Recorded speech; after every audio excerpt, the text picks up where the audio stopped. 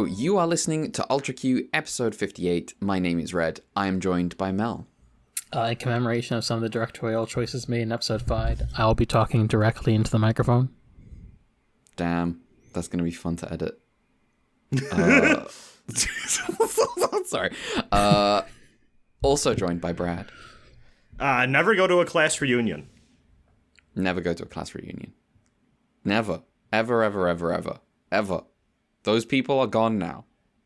They're alien to you now. And the people that do show up, not normal. No. They have nefarious reasons for being there. Yeah, they want to show off to all the people that they felt like disgraced them. And if they don't have trophies to show, they might be trying to obtain them. Exactly. Anyway, So have either of you two been a high school reunion from experience? No. I just know what it would be like. We didn't intuitively. We didn't have one, and people are trying to get like a makeup one happening this summer. And I would say 80% of the people who were invited put down, maybe on Facebook, whether or not they were going or not. So I'm pretty sure no one's showing up. I don't think I'm gonna go. Lol. No one's reached out to me, so, whatever. I don't think I'd show up. Mm-hmm. Yeah, I don't know that either of my schools do reunions. I went to 2 different ones. It's a story. Don't worry about it. It involves my family going bankrupt. That does sound like a story. And we don't need we don't need to litigate that here. Yeah. Listen, I didn't become a communist by accident. All right. So, coming up on Ultraman Ace, Incels, the return of Incels, thank God, Formic Acid, metal as fuck, and Shin Megami Tensei. Also, right at the top here, I just have to issue an apology to Ultraman Ace. Last week I said you can't keep saying that your show is aiming for an older audience this time. I get it now. I see it now. I would like to apologize. I don't know. I don't have any like preamble stuff. I don't know if anyone else does. We can go down the line. I'm gonna give out some very fast updates, and then Mel and I have a shared thing, and then one other thing. Which here I'll do the shared thing last. One, it was announced Ghost in the Shell 2 Innocence is getting a theatrical run, possibly only in North America, which does suck. But yeah, I like that movie, and I said, fuck yeah, why not rewatch that? Still a great movie. I think that's still probably my favorite Ghost in the Shell thing. Also probably my favorite Oshi movie. Mel, I think you said you needed to watch that, right? Yeah, I didn't end up watching it. I half considered it in case we double up with that too, but then I was like, I got exams. Assignments. Yeah, no. Yeah, you busy. That is important. More important than philosophical anime. Yeah, you should go watch it. It's a good time. Yeah, I think it's like the next Ghost in the Shell thing I have to watch, because like I watched the original movie and then Sack. So. Mm-hmm. It is a pretty good time. The way I put it on Twitter is like, it's very hard to beat the like big swings of like expansion of self and what it means to be a being in the world that the original Ghost in the Shell hits on, which is why it's so fondly remembered. But Ghost in the Shell 2 just follows it up with a bunch of follow-up questions and little tiny moments exploring disparate ideas that kind of all conglomerate together to just be a really wonderful existential meditation. And I just love spending time watching that movie, and just every few minutes it's hitting you with another punch and giving you something else to consider. And I know some people think it's kind of up its own ass because of that, and I don't agree. I think it's very earnest in what it's interested in, and I love it for that.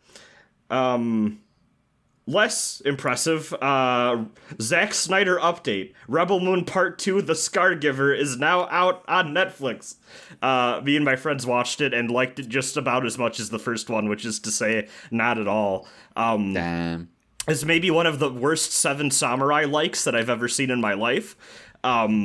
Sometimes you sleep with a guy... You ever seen the Star Wars Clone Wars episode?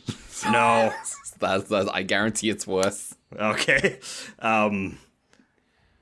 Listen, sometimes you sleep with a guy and then you tell him about your tragic backstory where you were tricked into killing a child.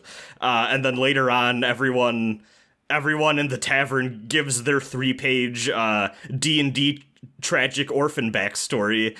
And then you defend a village for an hour in slow motion. Don't worry, I bet they do better if Hokuto came in delivering them bread. Yeah, honestly... There's some bread van adjacent explosion scenes in, in that final battle sequence, but my major takeaway is I don't know why this needed to be 2 separate movies. I think they could have just made a better, more condensed single film that maybe ran a little bit long. But I mean, it's also on streaming, so like you can make a 3.5-hour movie. Nobody's gonna tell you to shut the fuck up. I don't think. I mean, you already made a 7-hour one, and everyone fucking was like, hell yeah, dude. So, I don't know. I feel like these could have just been one thing.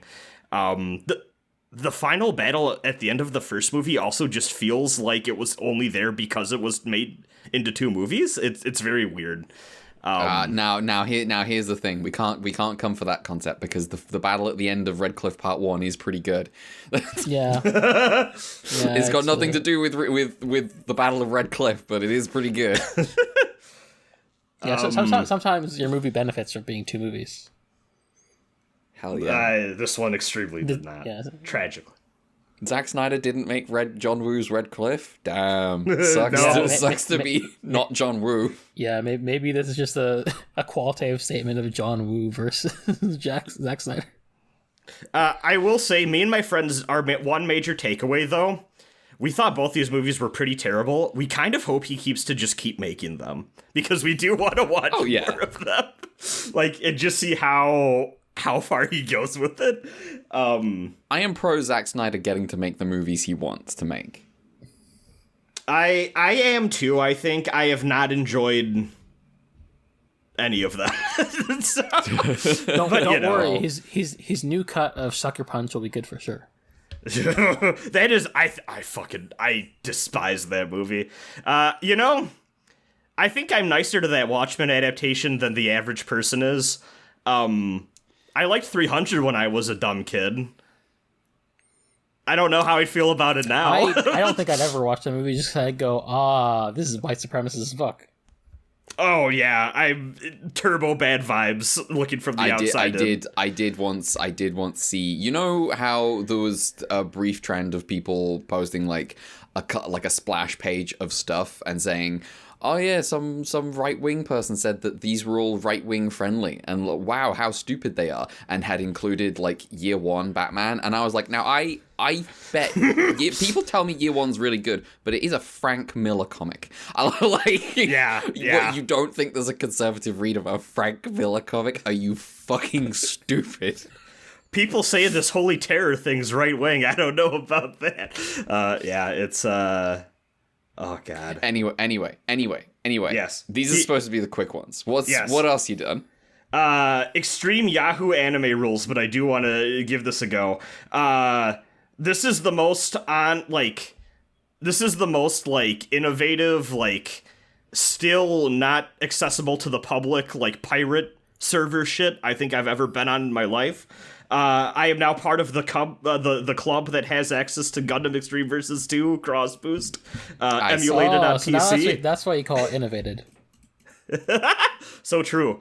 You could play as a healing care in that one, so you know. Jesus Christ. It's been a good time. I played with my friends Mark and Johnson last night. Getting it set up is a pain in the ass, requiring 3 separate programs. To be fair, it is much easier than the first time I tried and gave up doing this, because back in the day, you needed 2 computers set up on the same Wi-Fi network that were strong enough to emulate PS3 games. Because that's what these are at their core. They're like a game from 2010, made for like PS3 level hardware.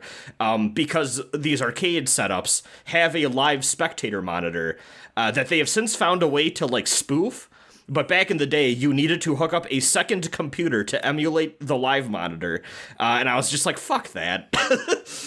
So I never got it working. But yeah, you basically can like spoof every part of the arcade experience, including the stupid little scan-in card they gave you, which is now just some weird janky-ass website they made that has all your card details on it. And you can like go in and edit it. And it feels turbo Hacker Man shit. I love it so much.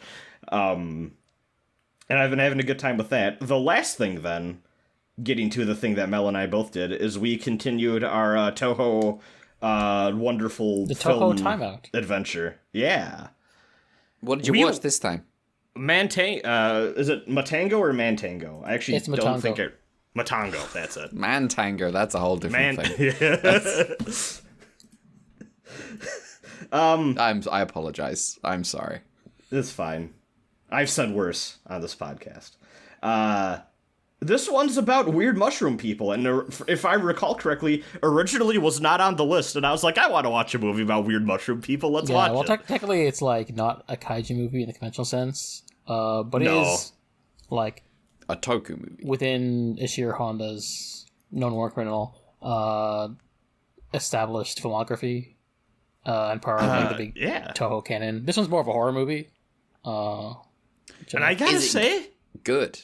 I thought it was pretty fucking good. Yeah, it's pretty good. I'm not a horror person, but you know. You know what a great way to make your everyone gets stranded on a weird island in the middle of nowhere and get accosted by mushroom people movie? You know what a good way to make that movie is? You have a mushroom guy show up like 30 minutes in for like 2 minutes, and then nothing until the last 10. And then there's mushroom people all over the fucking place. It rules. That's pretty cool. It's pretty cool. Great. Yeah, the premise is they get stuck. Some rich fucks who suck. That's what you need. Are partying on an island. Are partying on their sailboat that gets caught in a storm. And they lose all their power. So the last thing they hear of the news is that they're like, well, those guys in the yacht got trapped. We can't find them.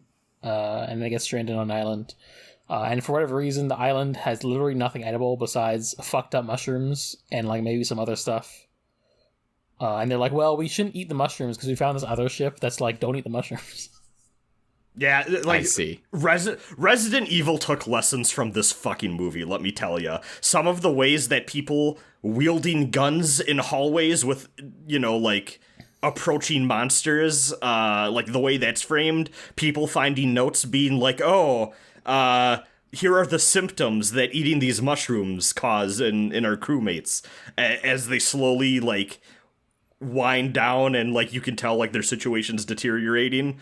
Fantastic usage of all of that. There's a part where they like get like a gun and they go like they're gonna shoot a seagull, and then it's like the seagull gets close to the island and then it goes nope and fucks out, and it's like yeah, they're like the birds will not stop on this island. It's so good, and like they're all just the point of view character is like the nicest of the group, but everyone else just kind of sucks.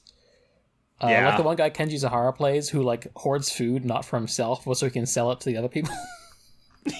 Oh hell yeah, that's what you want. He's such a piece of shit. I love him so much. But also so is everyone else. And then things it's basically like these people can't work together, which seals their fate. And like only the one guy who's like a psychiatrist is able to get away at the end, and he's like telling his story, and then the last shot's just like, oh damn, that sucks. Yeah. There's like one red mark on this movie for me, and it's the fact that very early on, and this is something that just is absolutely like influencing the flavor of a lot of scenes and character interactions moving forward, is that there's a part, actually I believe it's Kenji Sahara's character, says, we're going crazy because there's 2 women here and we can't fuck. And like everything just gets colored by this lens of like sexual frustration and like weird gender dynamics that like is kind of a weird note. I mean, I think it's kind of like plays into how much they all suck too, because there's like a scene early on when the storm is happening where like I think some comments like, damn, this storm's happening but we're still like fighting over the women kind of. Yeah.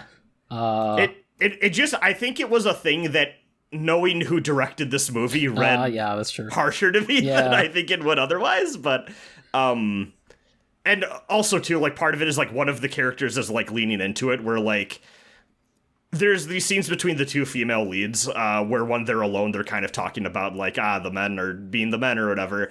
But like one of them really starts to lean into like, oh, they're fighting over me. And that's kind of her like turn to darkness. Yeah, it also feels implied that she was already like this. Oh yeah. And she's also like the one who like takes, I saw some like takes because I looked some stuff up at the movie and it was like, oh, she's the one who takes the slowest to turn into a fungus because she's already inhuman. Damn. Yeah. And that's like the, not gonna spoil like the actual ending, but the sort of like the conclusion that the movie leaves on is like, if you think about it, Tokyo is just like that fucked up mushroom island because we're all mushroom people. We're all mushroom people, really. Yeah. We're the mushroom people. This movie was secretly about society. I'm gonna be honest, I think I would have eaten the mushrooms. Why not? Yeah. You just yeah. It's fine. Just chill. That is the conclusion that the protagonist comes at the end. He's like, yeah, you know what? Probably might have been better. To be honest. That sounds cool. If everyone's a fun guy, then why not you be a fun guy too? Yeah. This is how the Mushroom Kingdom happened, actually. Yeah, so true. YouTube explainer video, 1 million views. Some guy. This is a Mario prequel. Hell yeah. Yeah. Yeah, I mean, it makes more sense when you look at like the 90s Mario movie. I think there's more cohesion there. Mm-hmm. I see. Yeah. That's right. Correct. That movie sounds pretty sick. Yeah, I think we have like one more movie before we actually get back to Godzilla again. What's our next thing? Atragon. Which was the last one I had seen before I'd fallen off. So after that, it's back to new stuff for me. Even though I hadn't seen Matango before, so this was new for me. But, you know. Yeah, I'm excited to see whatever the fuck that is, because after, what was the one that was about the meteor that was not a kaiju? Gorath. After Gorath, I'm not judging shit based off of names anymore, because I assumed Gorath was a monster movie thing, and it was extremely not that. I will say this, Atragon has a kaiju, but it's kind of not the point. It's not even the name of the movie. The name of the movie comes from a really sick submarine. Ooh. Yeah, let me just look at the spreadsheet again. Yeah. Okay, so yeah, next is Atragon. And then after that, it's Godzilla vs. Mothra, which is where I'm back to the stuff I haven't seen before.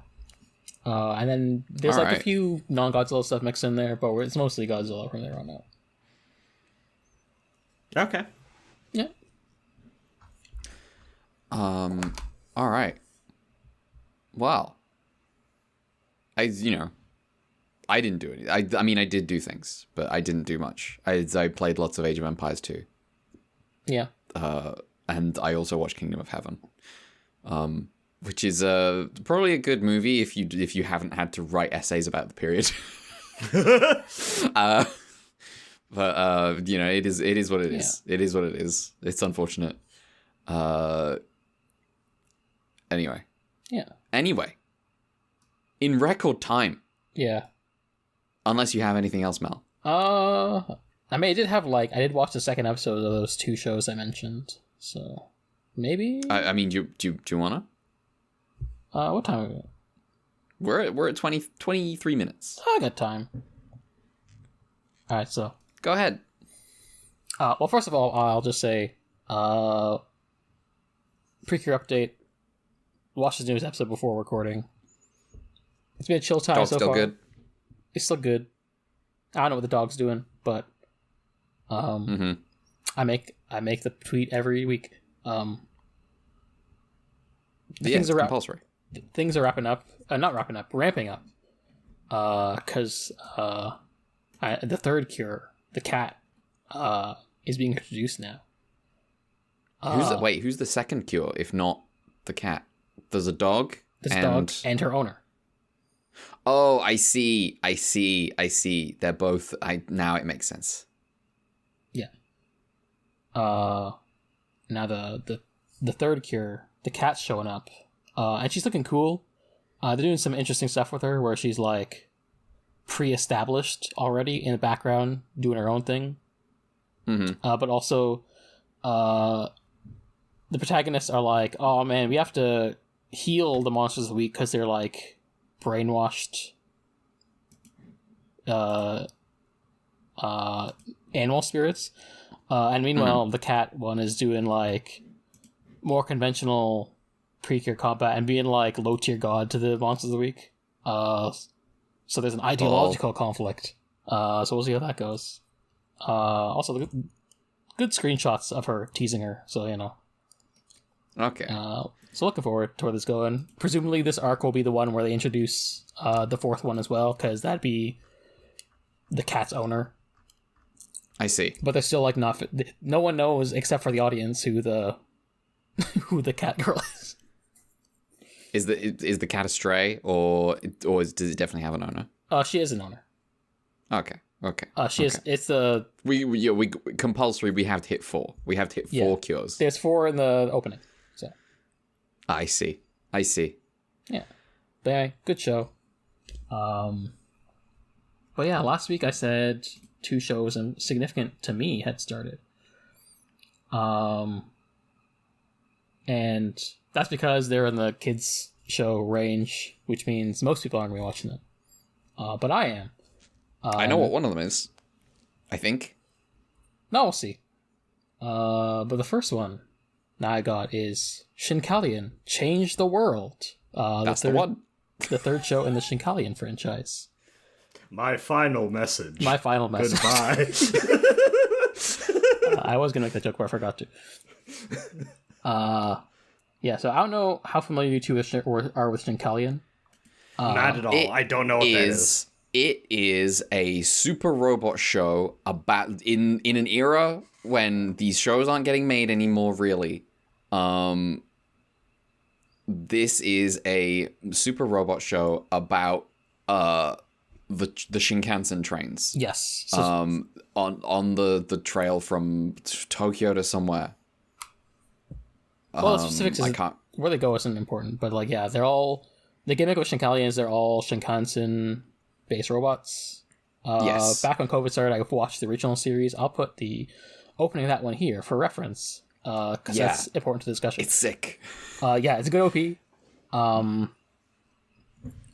It's like a kid show.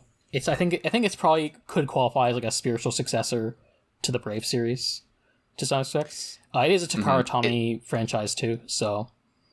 What I know about the first series is it's got 70 episodes. Yeah, that's the thing. I think Shinkalion's fantastic, but it also is a commitment. Because it is like 75 episodes, and there's a movie. And there's a lot of guys. There's a lot of Shinkansens. Hatsune Miku is there for some reason. Yes, the other thing I know about Shinkalion is that it has a bunch of like brand money. Like they've got they've got brands in here. They've got characters that you wouldn't expect. Yeah, like there's some crossovers with Evangelion, which I think is like secretly the best timeline of Evangelion, where like Shinji's in the robot, but like he has a normal relationship with everyone and it's not apocalyptic. And he doesn't have to like meet the stand-in for Ano's wife and become a salaryman to be happy. And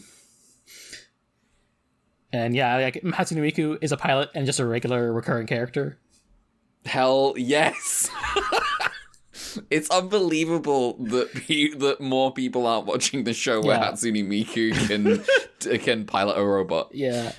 And it's just a really good mecha show, obviously it's a long one. I think I heard that it's like got partial funding from the government or the Ministry of Transportation because it is like about the Shinkansen. Yes. And like the protagonist is like such a rail fan that he'll be like, oh wow, this is just like this 1980s Christmas commercial for that the Japan Ministry of Transportation put out, and then they'll cut to like a recreation of the advertisement with the characters in the show.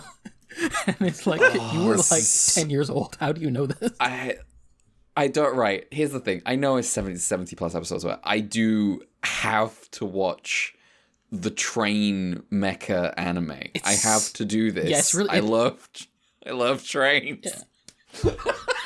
I noticed when you started like referencing the Thomas the Tank Engine names earlier. A few episodes ago. I found a YouTube channel that exists to make edits mourning the death of British Rail, the national rail in Britain. Now, does it do this in a normal way or in a way that gets extremely not normal very quickly? Because it sounds like it could be either of these things. It started less normal, and then it became like tributes to specific trains. Okay. Yeah. And went more normal. It's good. Yeah, it's but good. yeah, Shinkalion's good. It makes me want to be more of a rail fan, to be honest. There was a second season called Shinkalion Z, which I managed to finish the first season basically just in time for that show to air, but I kind of fell off it. I've been trying to pick away at it. Z is very much like we're doing another one of these in a way that feels a bit rote, which may be why I'm kind of like not as high on it. But I'll probably talk about more when I get around to finishing it. So the sands don't show up in this one. The what? The sands. No. Oh. Yeah. Okay. But yeah, that one was a couple years from like 2021. And yeah, so I'll get around to that. I'll pick away at it. I meant to finish it before this one started, but I didn't. I assume you don't need to? No. Especially Cool. not. Like, they're all pretty standalone from what I can tell, even though like Z obviously takes place within the same continuity as the first one. Like, they do say, hey, that happened a few years ago, but it's not like actually important, at least as far as I am in the show. Change the World, though, feels very much like a different AU thing, and also it feels like they're doing something different with the vibes.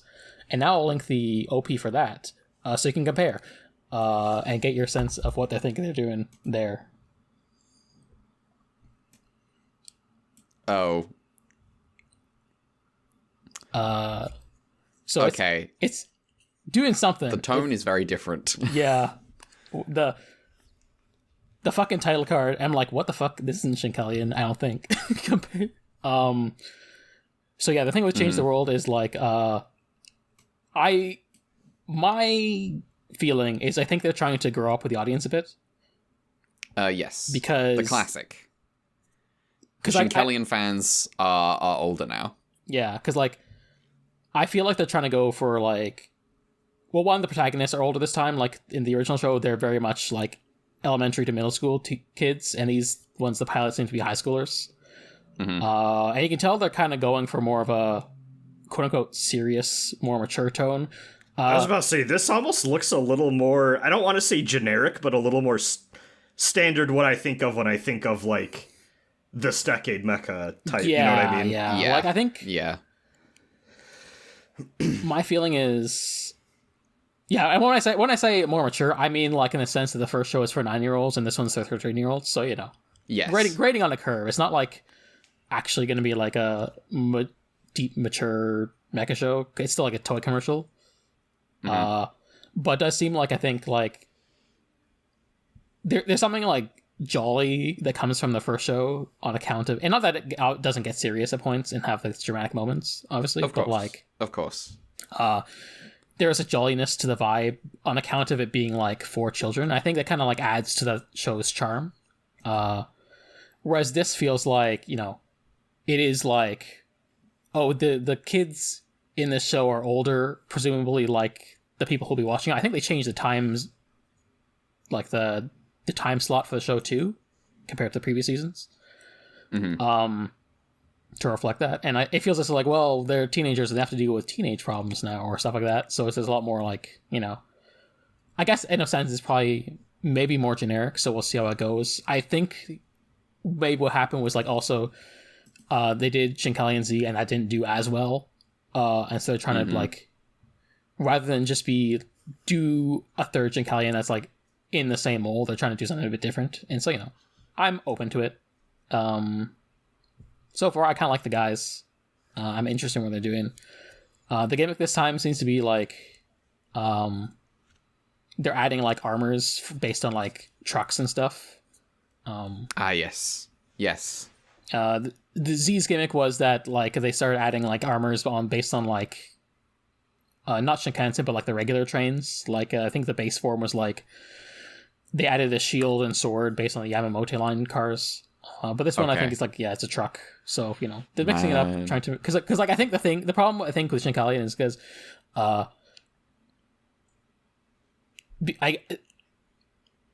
because the Shinkansen are what they are, every time you do a new season, you're still basically using the same robot with, like... Yeah, you can't actually change it. Yeah. Like, I think they modify the design a little bit, but still like, oh yeah, this is the Hayabusa E5, is the protagonist robot. And it is in every season, and like maybe there's some designs between seasons, but like the thing that really, I think, mixes it up is like the gimmicks they're adding to it, so, I think Shinkalion should be compulsory viewing for American children. Just to get them train pilled. I was gonna say the Midwestern American mind cannot comprehend this show. This is the problem where like they made Tokyuger the train Sentai and then they didn't make a Power Rangers from it specifically because like, well, Americans aren't in trains. They're not familiar. I can count on one hand the amount of times in my life I've been on a fucking train. Let me tell you. Bizarre, alien. Listen, you're from another planet. Going to Japan made me go, damn, trains, pretty cool, pretty nice. Like obviously the death of British Rail, the privatization of trains in Britain is bad and everything sucks and everything's way too expensive. But I can catch a train to places. Yeah. I don't drive. I don't have a car. I can't drive anywhere. Yeah, I have to drive 6 hours to go to my parents, so, Yeah, I'm still in the same province, too, so... Just goes to show. Yeah. Yeah, but yeah, And it can be done in big places, too. You look at the, Yeah, whenever I read about, like, communist countries, like big communist countries doing like we're gonna build this huge impossible railway, and I'm like, yes, and then they do it. And then they do it. They fucking do it. This is the will and ingenuity of the working people is uncalculable. Anyway, but yeah, the protagonist of Change the World is back to being a rail fan. He's got a chip on his shoulder because his genius sister went missing. And now he's getting involved with like the school rail fan club, which is secretly the robot pilot club. Yeah. Excellent. So yeah, only 2 episodes in. Looking forward to seeing more. And yeah, pretty good. The other show I had was arguably less. It's more important to me, probably, but also probably less recommendable to the general audience. Go for it. Because my favorite Idol franchise is back on the menu with its. What is your favorite Idol franchise? The Pretty series with its new entry, Himitsu no AiPri. Okay. So, the Pretty, like I am very, very distantly aware that this exists. I don't actually know what the deal is. Yeah. So, a quick rundown. Pretty series is. It's kind of like an Idol franchise for kids. Also to Haratami by coincidence. There's an arcade game, and then there's an anime adaptations based on that. The core of the franchise revolves around a store called Prism Stone, where girls go and do idol stuff. And I think it's less comparable to Precure and arguably more comparable to Yu-Gi-Oh! The way that, like, instead of, like... not what I was expecting you to say. I was like, where's this going? Because instead of, like, each year there's a new entry that's, like, fresh reboot, it's more like they rebrand every 3 years, and there's new seasons. And, like, sometimes they're in a school, sometimes they're on motorcycles. Exactly. So Sometimes just a quick... they do pendulum summoning. So just a quick brief rundown of the franchise. It started with Pretty Rhythm, where the gimmick was, what if the idols were doing ice skating at the same time they were doing idol stuff? Okay. That sounds hard. Yeah. I have not seen the first 2 Pretty Rhythm shows, which were Aurora Dream and Dear My Future, which are like in the same continuity. But the third Pretty Rhythm show, Rainbow Live, is my favorite idol anime. One of my favorite shows. Okay. It's really good. And then after Pretty Rhythm ended, well, first, to make things confusing, Rainbow Live also had a spin-off sequel series called King of Prism, which is about male idols, which is funny. Nice. Yep. But then after Rainbow Live, switched to the second incarnation, Prepara, which is... I've heard of this. Yeah. Maybe from you. Yeah, I think it came up. I think when we were doing anime music quiz, the Prepara opening came up. I might have done. It might have done. I'll slowly work on putting some pictures in the chat. But Prepara is kind of like what if you went to do idol stuff at IRL Club Penguin? Okay. And okay, so I think based on Rainbow Live, I'd say that the tone of Pretty Rhythm is kind of grounded in a sense, and it can be pretty dramatic. And then when they switch over to Prepara, it becomes absurdist comedies. And as the seasons go on, there's 4 seasons, by the way. It feels like the scriptwriters are yes-anding their own bits. I see. To the point of absurdity. Like, at some point, it's snowball into, well, oh yeah, Prepara also has a separate section for goats. Of course. And this is how That's one of the male characters is able to get in because he needs to disguise himself as a goat to get in. Okay. So that's the level we're operating on. And that was my first exposure to the Pretty series. Mm-hmm. And it's pretty goofy. It went for like 3 seasons and then had like a 4th season called Idle Time, which I haven't seen. I've only seen like 3.5 seasons of Prepara, but it's pretty fun. Then after that, it rebooted again, and there's became Kirata Pre-Chan, where the gimmick was, what if the idols were streamers, and they're doing like basically stream vlog things, and then they do idol stuff after that. Mm-hmm. And it starts off kind of like a bit more toned down than Prepara, and then it slowly ramps up the goofiness. With like season 2 and 3, because there's 3 seasons, also being pretty goofy. I'm just gonna send this one clip I have saved onto my hard drive. Go ahead. From season 2 of Pre-Chan, if my desktop will load. There we go. You have no context.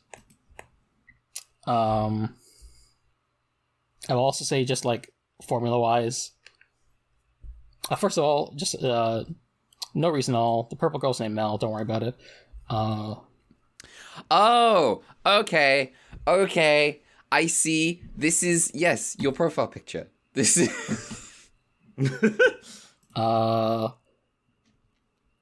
I'm seeing it now. Okay, so they just transformed into a robot.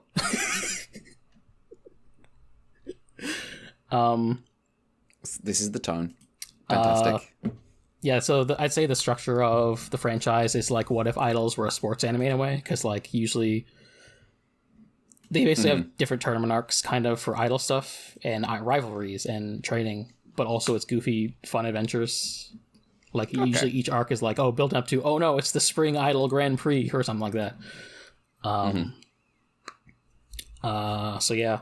And like sometimes Prism Stone will have a rival, like a store called Dear Crown. That's a recurring thing. It's all coming together. It's all coming together. This is where I reveal. It's all coming together. This is where I reveal how secretly this show is very important to me. This franchise. And then after that, Go ahead. I have long wondered who the purple girl is in your icon. For a long time I've been like, who's that? Yeah. Well, her name is Mel from Pre-Chan. Yeah. But also she's not the one on my icon actually. That's actually a girl from the most recent incarnation before AiPri, which is Watcha Premenchi, which was the gimmick was they're magical girls. There's a witch stuff going on. I see. That show has a girl called Miruki, whose gimmick is she's a really sweet saccharine girl who's secretly a bitch. Nice. And I just got yeah, this is her. This one only got like one season, sadly. I felt like it was going for more of a grounded tone, similar to the Pretty Rhythm stuff. And yeah, okay. But like, it only got one season, which is a shame because it said like they're setting up season 2, which I was interested in. And then the anime went on hiatus for like a year. And meanwhile, I guess the story continued in the arcade games. So I guess I got to look at a wiki to find out what happens next with Premenchi. But anyway, it's all good. It's all good now because Himitsu AiPri is on the air. And so far, it's looking pretty good. It does feel like it's weird to describe it because I feel like Pre-Power was pretty successful and maybe it was like the most successful the franchise has been. And I feel like they're doing like Pre-Para but like more normal as like the basis starting point. And I imagine they're gonna like ramp up to silliness, but so far it feels like a toned down version of that. Like there's a current show I'm sending pictures of right now. I see. So sort of like the same. Are we dealing with like the same gimmick broadly? Yeah, like they both have like a thing where like Pre-Para, like the climax of an idol performance would be something called like a Psyloom change where they go all rainbow and neon, and then like this one has like a Buzzloom change. I'm like, oh okay, you're not even trying. So what you're telling now, I'm going to translate this into red language. Yes. What you're telling me, this is like how Age of Empires 1 is like ancient empires. Age of Empires 2 is like Middle Ages. Age of Empires 3 is like a colonial era. And then Age of Empires 4 is Middle Ages again, because everyone loves Age of Empires 2. Yeah, I think that's what I was doing. It does feel like they're maybe trying to recapture some of that stuff, especially because I imagine that what happened was Premenchi didn't do so well, so they went on hiatus for a year, and then it came back with like a new thing that's maybe easier to sell to people. It even goes down to like, I'll send a tweet for reference, but like there's a character in Pre-Para who's like the headmaster of the school called Gloria, who's like, these kids, you should be focusing on your studies. You're not allowed to go do Pre-Para. And then in this one, there's the headmaster of the school named Victoria, and he's like, oh, you kids, you should probably focus on your studies and maybe don't do as much AiPri stuff. And I'm like, I see. It feels a little too on the nose in some ways. Which has me a bit concerned about whether it's like, I imagine if you're like a 5-year-old in Japan, it doesn't matter because like Pre-Para was like, it was like 2014 to 2017, so you know those kids wouldn't have been alive for it, but like for me, but as a legacy fan, you feel somewhat I'm a bit like, is it gonna come into its own? The dynamics of the girls seem a bit more normal too, where like in this one when they become like idols, it's not like the idol forms are that different and they have like start friendly terms. Meanwhile, the two leads of Prepara go some pretty ridiculous transformations as far as like what they look like. Here's an example. So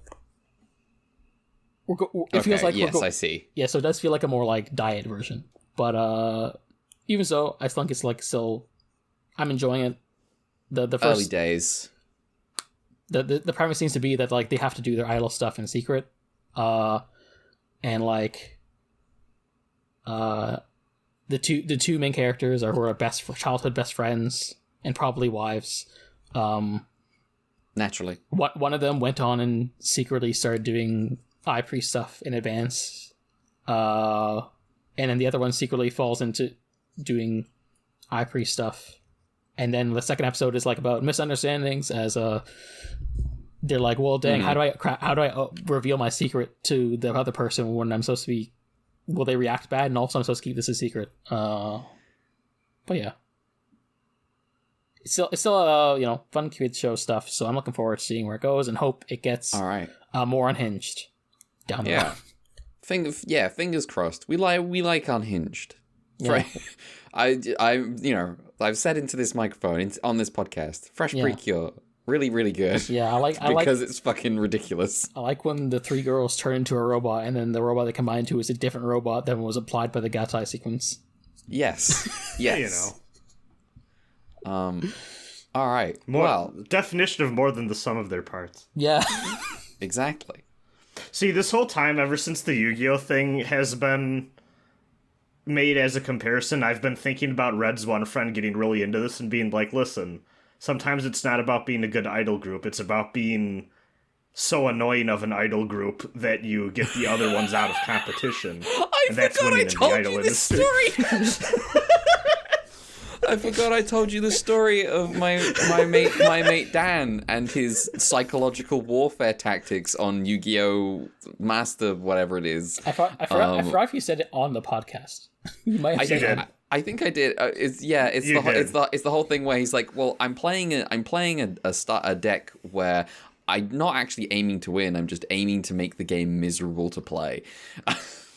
And we need an idol show like that, where they just make the industry insufferable for everyone else trying to make music. I see. And then they rise to the top. that sounds like actual business tactics. That sounds like the real world, unfortunately. One of the characters in Prepara is an idol who has like a Takarazuka Prince motif. Oh, nice. And they have psychological trauma over idols who end their sentences with like a verbal tick as a gimmick. Okay. Okay. That's the kind of level we're operating on in this franchise. All right. I see. Well, hopefully this show lives up to what you're after. Fingers crossed. All right. Well, if that is all, I don't have anything. We can get into Ultraman Ace. Now, I have been busy this week, so I warn you, these summaries may not be quite up to my standard. I didn't even write notes this week, so you know. Yeah, we will see. I think they're okay. Anyway, episode 4 of Ultraman Ace is called A 300 Million Year Choju Appears, featuring Strange Fish Choju Galan. Now you'll notice I have maybe made a decision about what I'm doing this season, because I called for all the other episodes of things, I have been calling monsters kaiju. I've been doing that, so I think I have a loophole here. I'm allowed to say choju. I am torn between what I'm calling the sorter this season. Oh no. Okay. The crew. I'm so glad. Here's the thing. I've warmed to the name so much because it's really nice typing the crew. The crew have to transport an ancient living. What are they the crew of? They're just the crew. They're the crew. It goes gang squad guard team crew. The crew have to transport an alien living creature that may uncover mysteries of evolution. Meanwhile, Mikawa is attending a reunion, and it seems she's the first to arrive. The only other guy there is the host, a man named Mushitaro, who has become a big-name manga artist and intense incel, as he talks about how a popular girl like Mikawa I think you'd never find... talked... Yeah, go ahead. I think you'd find he didn't become an incel. This is a new development. he has been an incel since high school. He talks about how a popular girl like Mikawa never talked to a loser like him before his success. He claims some weird shit about how their meeting the other day wasn't a coincidence, but was instead him communicating with her telepathically. This is bad vibes. You should not be at this reunion. If the guy who invited you is like, it seems like fate that we met. And also, I did it. I made us meet with my mind. Jiro's like, this guy's my hero. Yes. She reads through some pages of his manga, and they mirror the events that are happening with the crew right now, as the truck transporting the creature gets launched into the sky. The crew returns to the captain and apologizes for losing the truck. The specific thing is the dual-wielding guy is like, we didn't expect the truck to simply fly into the sky. And the captain says, no excuses. And I'm like, that is an excuse. Fuck you. That's a real excuse. Mushitaro gives Mikawa the love letter he meant to give her in school. And it contains a picture of a choju. He says he drew it just for her. And he reveals he didn't invite anyone else after all. It's about at this point she realizes her drink is spiked and she falls unconscious, while he laughs menacingly. Going kind of broad here with the order of events, but the crew realize there must be some powerful psychic messing with their plans, but they don't realize that Mushitaro is the psychic. He did a deal with the Yapul, and he can summon a choju by drawing it, and he erases it to dismiss it. This is really cool. This is this whole gimmick with Galan is very cool. Kishibe Rohan happening here, kind of, but different. It's not Kishibe Rohan at all. It feels a bit more well executed than the one about like the Red Killer episode of Return of Ultraman. Oh, yes, yeah. You're right. One of the crew try to find Mikawa as there's an emergency on and they need her help and she's not picking up. And he visits the reunion. And Mushitaro's like, Mikawa? I had no idea, mate. She left. She did not leave. She's tied up upstairs along with the skeleton of the last woman he kidnapped. If she What declined... a reveal. Yes. Wild shit. He's like, listen, if you decline my advances, that's how you'll end up. It's just a dead woman. Like, a skeleton still with hair on the head. It's yes. like, yikes. Mikawa has other plans and escapes the ropes and sets... Does she, like, set off an explosive or something? Yeah, she uses her brooch as C4, basically. Yes. And the crew member outside, the kaiju nerd, I can't remember his name, he hears it and he's like, oh, damn. Yeah, I think his name was Yoshimura.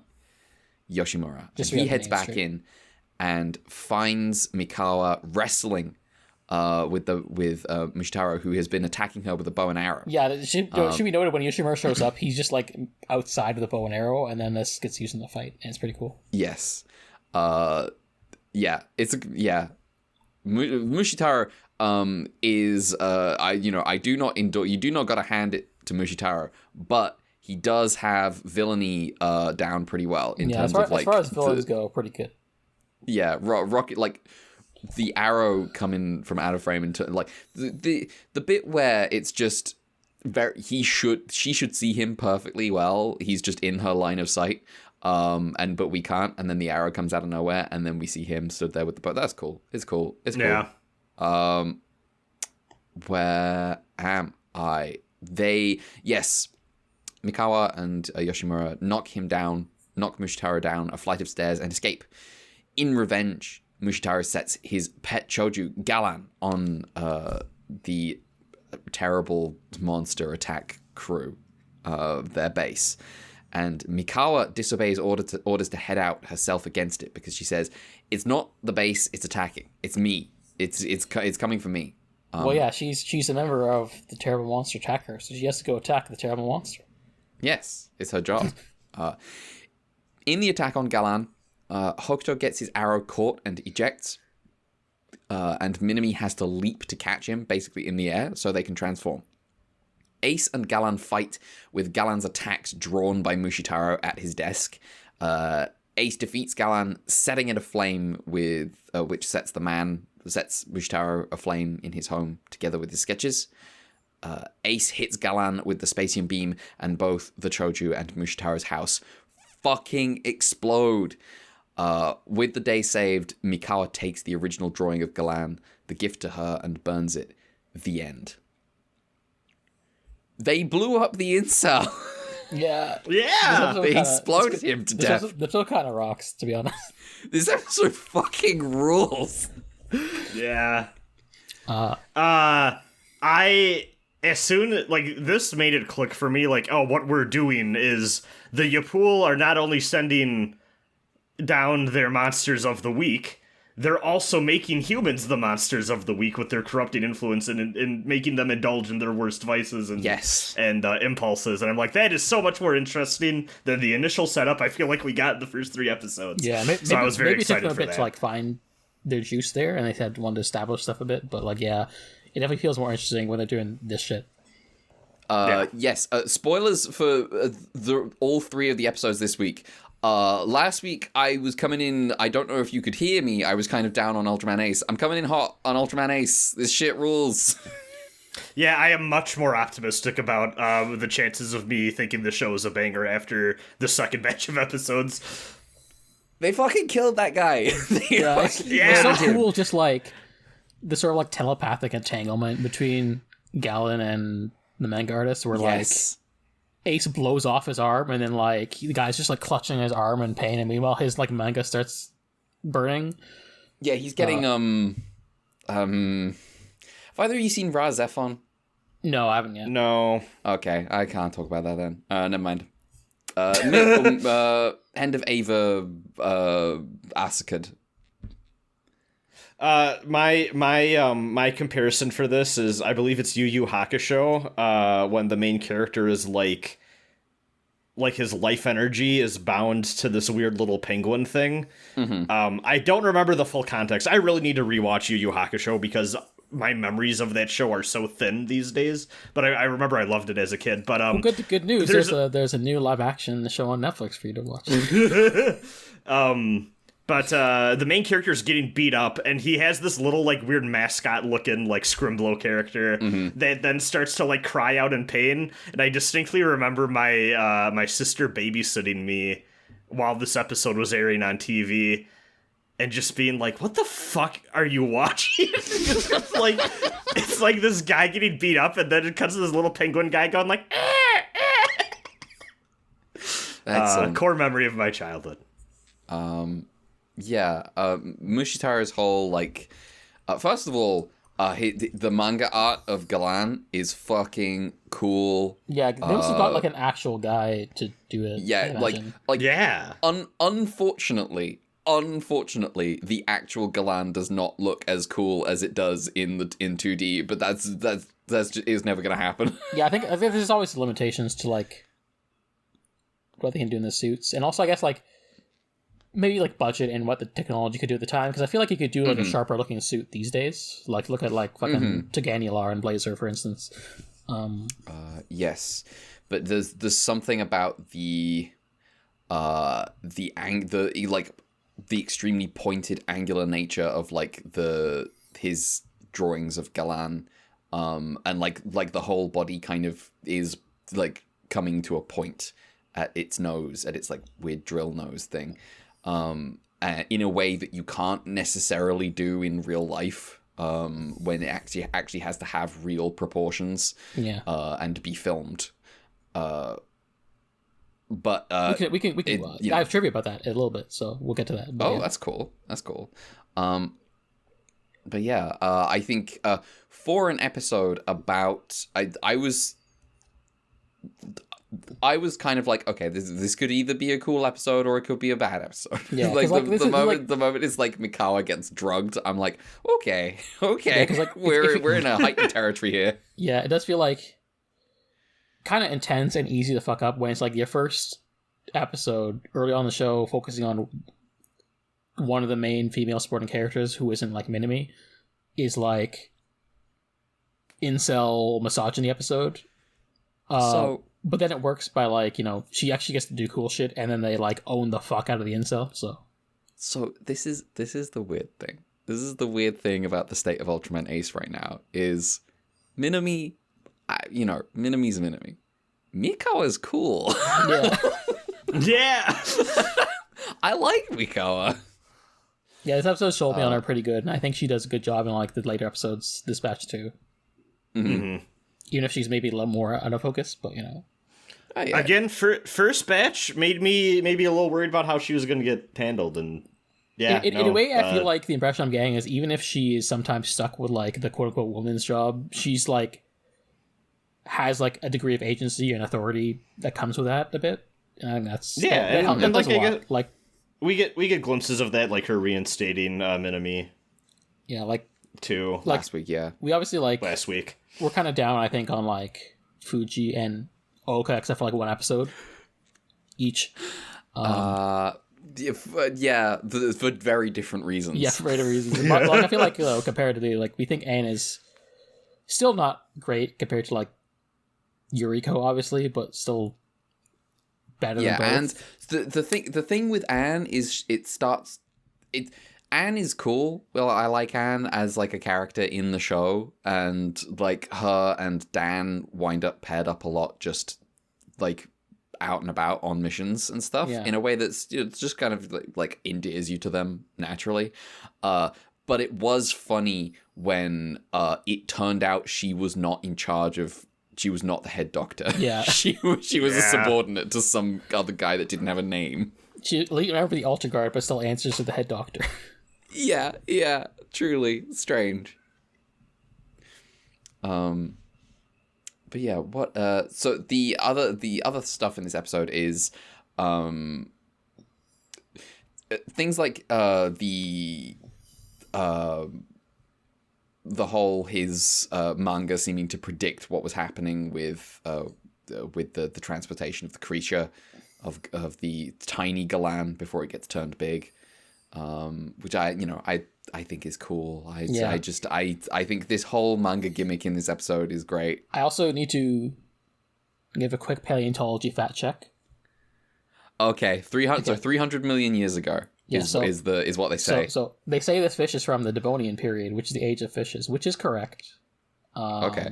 That the Devonian is like when fish were dominant and the first land tetrapods started coming into existence. That's when you start getting like both a lot of diversification of big fish in the sea, and also we get like fish kind of crawling out of land and the first land animals happening. Mm-hmm. However, 300 million years ago is in the Carboniferous period, which is the next period after the Devonian. The Devonian is 419 to 359 million years ago. So it would not be Ultraman if there was not bad paleontology. Yeah.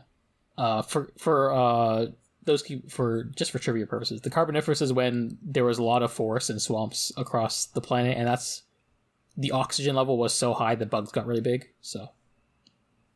Oh, that's a cool period. Yeah, it's cool. There's a really, really, really big scorpion from this period. Yeah. That like the biggest bug ever is like a 3-meter long centipede from this period. So. Yeah, that one's fuck that. Yeah, well, it's more like a millipede, but you know.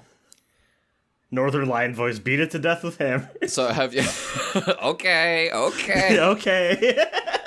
Are you aware of the differences between it's me and it's Keith J. Carberry are very particular about the differences between centipedes and millipedes in terms of like one is clearly very evil looking and the other one is friends. A predator and one uses plants in detritus. So. Yes, like you Google millipedes and it's kind of nice. You Google centipedes and it's like, oh, okay.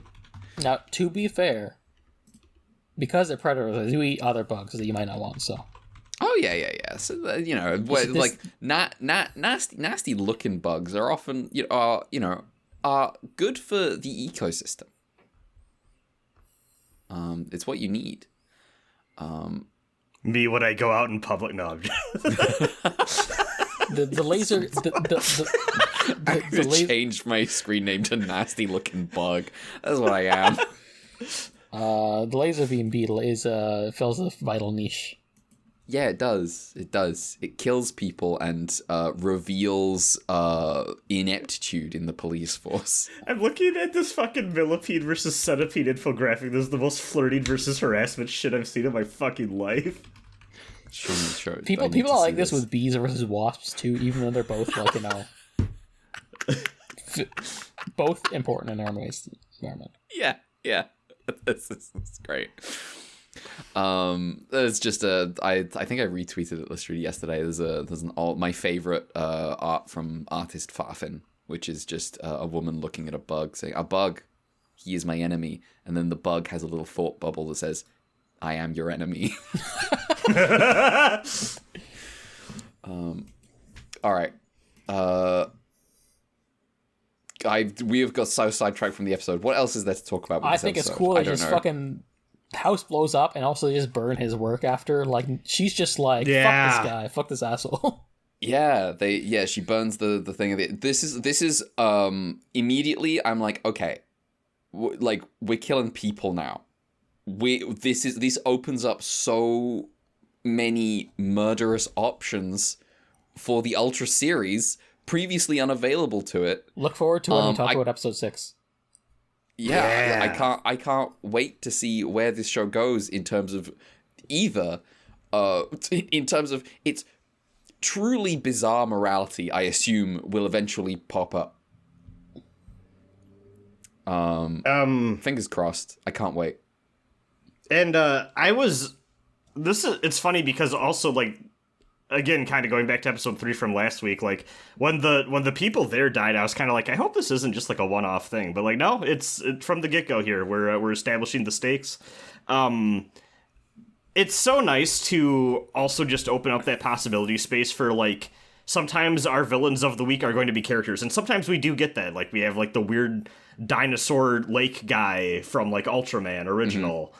And stuff like that, but we have Go's weird incel friend who we've never met before. Yeah, this is such a better outing for the incels. I'm here excited. At Q cherish proper representation of incels. Oh no! I'm just so much more interested to see like where they go with all this stuff, because I do feel like when we do have people as the bad guy, it does often feel, and I mean even this one I would say feels a little like following one of a couple archetypes, but I hope that they do expand on this more and we get a little bit more in this space, because I'm not gonna lie, sometimes I do feel like these shows have the issue where just the antagonistic force isn't really much of a character. Yeah. And I feel like when you actually get people involved, that helps. Like, part of the... I feel like I've been not the greatest at explaining this, but part of the reason I don't like Zedon is because I don't like... Zeton doesn't have a personality. And I don't want that for, like, my big final, like, villain for a show or something. The thing about Zedon is it's a weapon. Yeah. And what makes it iconic is like its design, and it traumatized Japanese children. It not necessarily like its personality. Notably,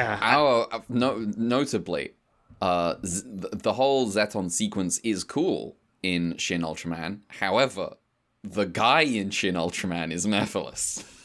Yeah. And like I want my villains to be guys. Yeah. So no alien bull fan, Brad. True. True. Yeah, we definitely have like there's interesting stuff in 7 and like the later bits of Return of Ultraman where you have like aliens as guys, and it helps, but also sometimes it helps to just like not have the bad guys be only the other. Yeah, only the other, only non-humans. Only the nefarious invader. Yeah. And, like, I mean, a lot of the best episodes of the show are when the aliens have, like, complicated feelings about that. You know, like, stolen Ultra Eye stuff, like, you know, all that sort of stuff. But, or, you know, like Marucci. the Marucci episode. yeah. Where Marucci is more like a representation of, like, you know, I was about to say vengeance. Justice. Yeah. To be fair, Marucci itself is just like a random ass kaiju, but you know. Yeah, but it From kind of fulfills a role, like even if it's not like a literal metaphysical manifestation of that feeling. Yeah. Yeah. Anyway, but yeah, guys, there's a lot of room for humans with access to weird alien shit to lash back at humanity in weird and interesting ways, and I hope we get more of that. Yeah. That's basically what I'm boiling down to. This is the kind of Ide shit we've been talking about. Yeah. Yes. And I think some of this also just comes down to like the more iterations of this franchise they do, the more they're just like, well, we have to do something different or branch out, and so. I agree. So, I'm rooting for him. Mm-hmm. Yeah, Who made this I should hope episode? so. Oh, We go got ahead. like so many shows on this spreadsheet. Yeah. Who made this episode? Who made It was this directed episode? by Eizo Yamagiwa, known Amshin Rikyo fan, and written by Shinichi Ichikawa. Well done, Mr. Which, you know what? Cultist. Shinichi Ichikawa, this does have the smacks of Ichikawa, I would say. What's the Ichikawa go-tos? The man who came from V3, Earthling all alone, stolen Ultra Eye. There we go. Yeah, there we go. Wasn't that like And then one of his? Ultra 7 arrives, I'll kill this monster, go to hell with this one blow, and of course, in between a devil and angel, the one where he fucking kills a child. It's so good. Sometimes you have to kill kids. Favorite bit of the episode was when Go was like, so are you just gonna say that like he went on vacation or something? And Ibuki was like, no, you can't lie to children. I'll tell her I shot her friend. I'll tell her I killed her friend.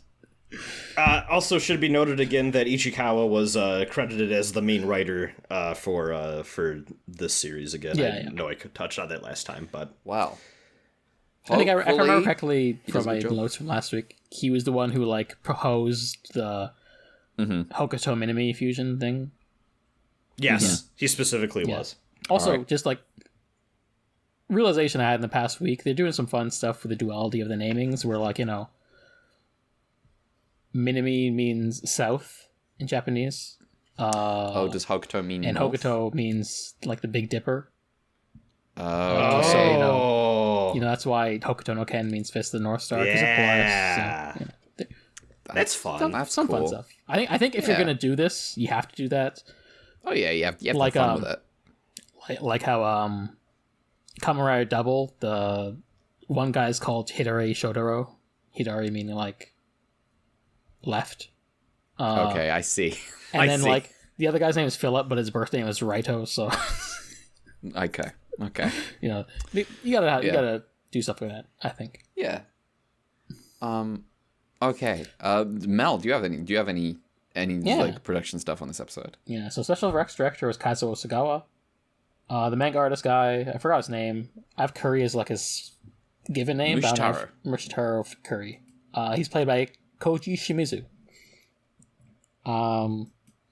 The kaiju this time was apparently designed and submitted by a 20-year-old dental technician from Osaka, who is unnamed. You did a good job. And then Aguchi. Yeah, what then the fuck? Akihiko Aguchi touched it up. Apparently because, you know, some guy submitted it. Aguchi remarked that like the original design didn't really account for like the fact that a person would be going in the suit, so they wouldn't have spaces for like the head and stuff, and so they had to obviously modify the design so it could be fit a person inside it. But he did feel like, you know, it's a testament to the skills of like the design team that they actually like pulled it off. Like we're able to make a good suit out of it. So I think that's cool. Yeah. Nice. What happened, Brad? So I have the booklet in my hand, And I was scrolling through just because these booklets always have like a page of just like the lineup of the monsters. I wanted to look at the fucking one from this episode again. And just scrolling through, I discovered a extremely funny spoiler. Oh, Okay. I will refrain from asking. Yeah, we'll find out when I'll bring it up. I'm curious how far it's along it relevant. is, but that's pretty funny. Okay.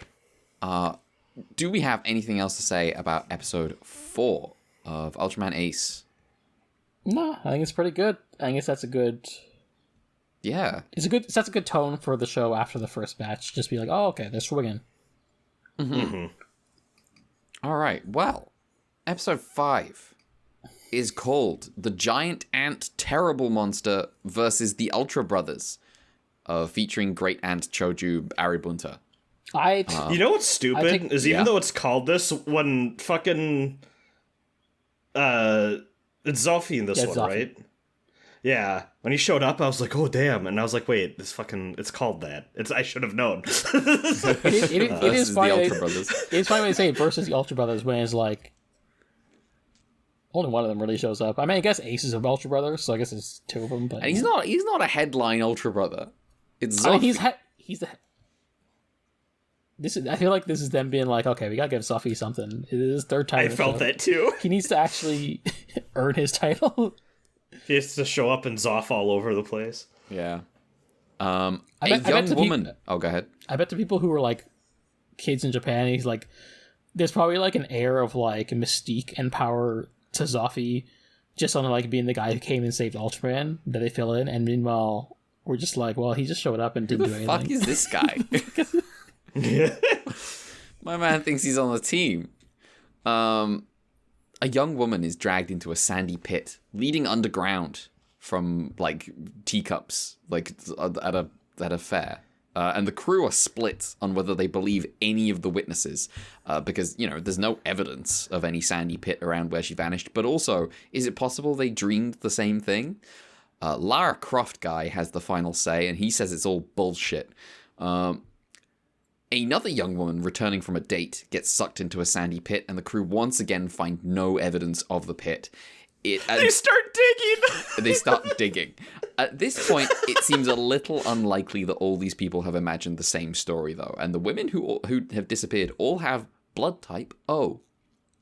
But the captain leaves it to the police, citing the holographic theory that people are projecting sandy pits around Tokyo. That's normal thing to do. Normal thing to do. Minami is making Hokuto carry a bunch of shopping for her, because women be shopping. I wrote exactly one note for this episode, and it was so true. Women be shopping. Do be shopping. They do. Yeah. Look, as evidenced by the fact, there she is. She's shopping. She's making him carry her shopping. And then she nearly gets got by a sandy pit. Luckily, Hokuto is on hand and pulls her out. And he's like, what's your blood type? And she's like, oh. And he's like, uh-oh.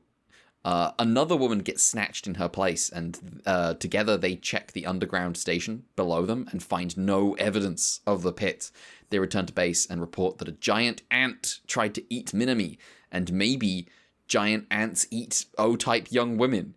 This is the most that idea develops in this episode, I think. Hokuto wonders if maybe the pit is a passage through the 4th dimension and the Yapul are involved. At this very moment, the giant ant attacks the subway and destroys a train, killing the passengers with formic acid. The captain takes responsibility for the mistake, and with Mikawa and is it Kono heads underground in the duckbill. We got a new mole. Mole's back. The duckbill goes down to fight the Aribunta, the giant ant Choju. But the duckbill takes damage in the fight and is stuck and losing oxygen. Classic Ultra Series staple mole shit. It gets stuck and is losing oxygen. Hokuto and Minami have to figure out what to do. Ace apparently doesn't know how to go underground. I don't know what that means. What does that mean? It doesn't. What do you mean? He hasn't learned the drill technique that Zoffy uses. Yeah. So they decide. Basically, this is an excuse to do something cool. They decide to use the sandy pit trap. So, using Minami as bait, they both dive into the pit trap that appears and transform as they fall. This is the funniest shit, where it's just like Minami They dressed throw in yes. casual outfit and just walking along, while Hokuto is like 2 feet behind her. Yeah. And for anyone who hasn't watched the episode, 1, you've watched the episodes. 2, when I describing the sandy pit trap, what actually happens is a weird mini sand pit trap appears and a tiny little, basically a Lego figure of a person gets thrown into it. Yeah, they just suppose like the shot of like a Lego figure being thrown in the sand with like, I guess, a close-up shot of a person actually in sand. Yes. And meanwhile, there's like a fountain of like sand coming out of like the overlaid over top of the footage on the street or something. Mm-hmm. They transform as they fall through the trap. And they land as Ace. There's a giant monster down there that's not Aribunta. Is this a Yapul? I don't know. Anyway, Ace gets trapped and calls for help, and Zoffy arrives. Zoffy has a weird square bracelet. And Zoffy frees Ace and then gives Ace the bracelet and says, "You go rescue the duckbill." And Ace rescues the duckbill. And then everyone takes the fight to the surface. Ace and Zoffy ram the 2 Choju into each other headfirst to defeat them. Ace, he returns the bracelet to Zoffy, and Zoffy, and they both fly away. Ace kind of flies left off screen, and then Hokuto and Minami watch Zoffy leave. The end. That is the episode. Yeah. Zoffy come in with a new toy to help save the day. The first half of this episode is the good shit. The second half of this episode is like just fight. Just like it's all fight, and it's all like Ultra Brother stuff. Which now the duality of the show. I'm with Brad. The Ultra Brothers are gonna be on those fucking crosses. They're doing Ultra Brother shit all the time in this show now. They're gonna get crucified. I know it. See, you know what's funny? Mm-hmm. Is when I was watching this episode, I'm like, do you think Go is like low-key a little pissed off? Like, you fuckers helped me twice. Every other week you're showing up to give these 2 fucking brats.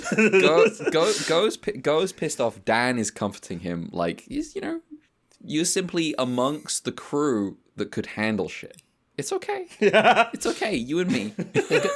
Ultraman and 7 show up to save Go from the crucifix, but not save Aki and Ken. No.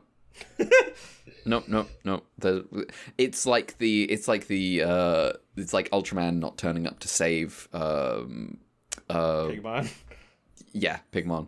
I like how we're putting Pigmon in the same plane as Aki and Ken. Yeah. It's the same thing. Ultraman doesn't turn up to save him. The Ultra Brothers don't turn up to save Aki and Ken, and it's all part. Like it or not, it's all part of. They're the all lesson. with the angels now. Yeah. In the arms of the angel. Absolutely. I'm picturing Pigmon in the arms of an angel, and it's really funny. After that. So, the first half of this episode is like, first of all, we've got classic women are under threat. Now, the justification here is very silly, and just not actually a thing this episode is about at all. Yeah. Yeah, it probably makes more sense if it was just women and that blood type part didn't factor in. Mm-hmm. I think the alien says, "Oh yeah, I feed my alien ant blood type O, and it gets good and strong," and that's like, okay. So what is blood type O one of the? Is that a universal donor? That's the universal donor. Okay, that's probably it. That's probably the justification. Yeah. There is some characteristic of universal donor as like there's this notion that that's a good blood type to feed my Yeah. Choju. I misspoke. You terrible monster. Terrible monster. I just think as a threatening women plotline, which is a classic, we've had better. Like, we had the women farms. This is no Alien Farms. This is no we're farming women. This is just kind of tacked on and is as like an excuse. And I'm like, well, kind of weak. And then I think the Ultra Brother stuff is like they're going places with the Ultra Brother thing, so I appreciate them doing it a little, I guess, because we're gonna get to the crucifixion. We have to get to the crucifixion. It has to be this one. It's got to be this one. If it's not this one, we're double owned forever. But the actual highlight of this episode for me is like 2 minutes in the middle where Ari Bunta is attacking civilians and melting them. Yeah. This shit's metal as fuck. It's like full on like Indiana Jones Last Crusade stuff. Yeah. Happening to these people getting melted to skeletons. Speaking of Indiana Jones, Ace being put in the press trap. Yes. For some reason, my reference point for Ace being in this weird trap was Tosaka Rin in like one scene in the Unlimited Blade Works route. It's a whole thing. Don't worry about it. It's just like one CG that for some reason like sticks in the brain. Yeah, I don't have, I have talked. I just kept talking. I have occupied the talking space. I'm just wondering what the choices were, and just like zooming in really close on Zoffi and Ace's face this episode a bunch. They wanted to emphasize the differences between the masculine face of Zoffi and the androgynous face of Ace, which I don't necessarily see, but I do see differences. I see differences between the faces. So yeah, they've done clearly doing something doing different something with the face. Yeah, it's not a conventional Ultraman face.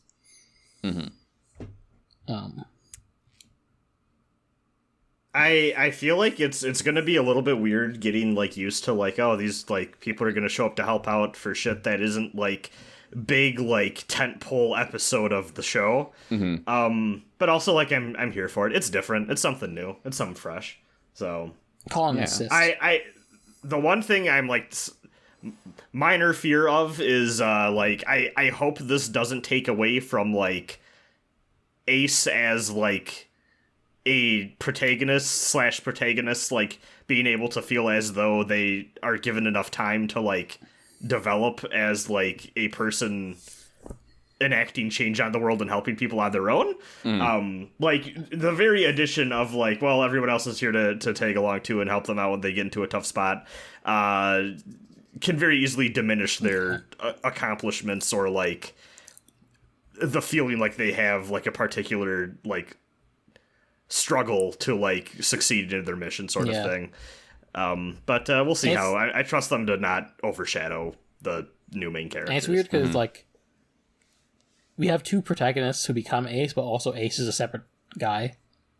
Yeah. Yes, this is true. It's not actually a Vegito situation.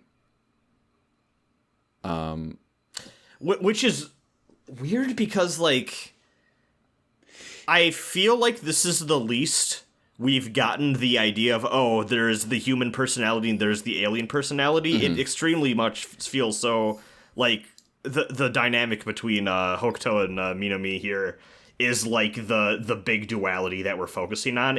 I don't really get that like triangular split like weird personality delta thing going on in here. Order to which I'm curious if they go anywhere with that. In order to get into that, to like really kind of dig into the separation between the three identities,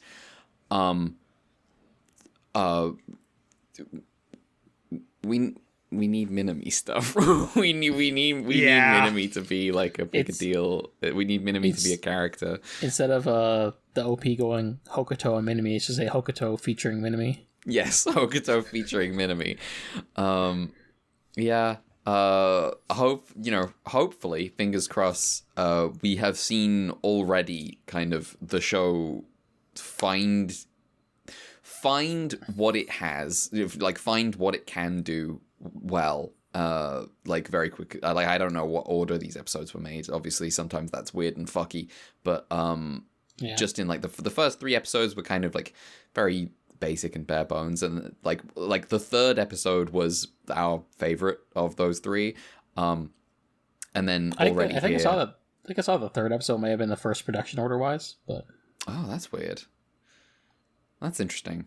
Anyway, but yeah, hopefully they find their feet. Hopefully they give Minami more than shopping. At least shopping is something relatively, but also shopping is something. It's not great when your something is women be shopping. Yeah, women be shopping. Okay, I was originally not gonna say it, but I'm just like, fuck it, why not? Go for it. This is maybe the most CinemaSins ass thing I'm going to ever fucking say on this podcast. If you're making like the big gimmick, like, oh, it's a sinkhole that's like capturing the women, I don't know if having one disappear on the fucking teacup ride makes sense for your very first one. That was a little weird, but it's fine. I do think in a way it does not fucking matter. I do think in a way it almost makes it more confounding. Like, how the fuck does this even work? Yeah, because you would think the teacup would... Yeah, the teacup would disappear. The fact that... But then, like, it cuts back to the empty teacup with, like, I think her purse is left behind. I'm just like, that's not... I mean, I don't mind that. It just means that, like, it's just, like, really bizarre science fiction alien shit. Like, what the fuck? How does this port even work kind of thing? But then the rest of them are not like that. It's just people walking around on ground, which is why I thought it was weird, but it's fine. It is funny how every time they shoot it, because of how they need to make the effect, like, not only is it like a Lego person sinking into the sand, it is also, we go to the sinkhole dimension that is separate from what you're also seeing prior, which is fun. Yeah. Production, do we have overall, any production? Oh, go ahead. I was gonna say, I do think the sinkhole effect is pretty fun, though. It's I would good. say that this is more appropriate of an ant lion than an ant, but you know. Damn. I was getting big FF4 vibes from this, honestly. But yeah, this was directed by Tadashi Mifune, and you might be going, who is that again? Well, let me tell you. Our friend here directed The Cursed Bone God Oxter. Oh yes, this guy. Yeah. And also Between the Devil and Angel, which was also the fucking Kill That Child episode. Kill the child. From last... And then this was written by Shozo Uehara. That tracks. I'm not surprised to hear that. Did Uehara do the farm episode? Hold on. I think he did. He might have done that. He's got a thing. He's got Human a thing. Farm. This is... I believe this. I believe this is a thing. Maybe not, then. Here, I'm gonna... Who did the Human Farm episode? I'm looking it up. The Human Farm was... Hiroyasu Yamaura. Okay. And, okay, not related. Tragic. But yeah, this does feel very Uehara. Yeah. All right. Mel. You got stuff about this episode? Special effects director was Takashi Ohira. Apparently, he wanted to do a long shot in the ground screen, but the lighting department objected. As a compromise, they didn't light up the mountain props in the foreground, but this ended up leading to an apparent illusion of increased depth, which garnered praise from the director Mifune. So that's cool. That's cool. The alien guy in this episode is apparently called Giron Man. And it would have been nice. Yeah. Okay. And then meanwhile, Arbunta is designed by Kengo Mokume, who had worked previously as an artist part-time in Return to Ultraman, and he began doing like kaiju stuff for Ace before they really fleshed out the setting. Apparently for this kaiju, he got input from Ken Kumagai, who is on the producer role, to use ants and also the prehistoric creature Archaeopteryx as a basis for the design. And he has some like texture with like wood grain and feathers. I think I saw that for Garonian, the checkboard pattern on his like chest and stuff is from the fact that 20 used a fucking bath mats as texture for his suit. So that's fun. That's fun. All right. Well, the one last thing I have about this episode is obviously Return of the Mole. Thank you. Yeah, we didn't have that last season. Now, Yeah. this is obviously it's not quite at the mole level because the mole is the mole and you can't beat the mole. And I have it is an Ultra Guard design kind of with the I can't remember what that one was called, but the Magmarizer. The Magmarizer. How could I forget the Magmarizer, which it has is the coolest of the vehicles so far in the Ultra series for the final episode where it's like heroically barreling through underground to go blow up the bad guys. All-time moment. But yeah, this is a Magmarizer kind of design, which I'm all to go CinemaSins mode again. I'm always kind of like, how does that work? How does that work underground?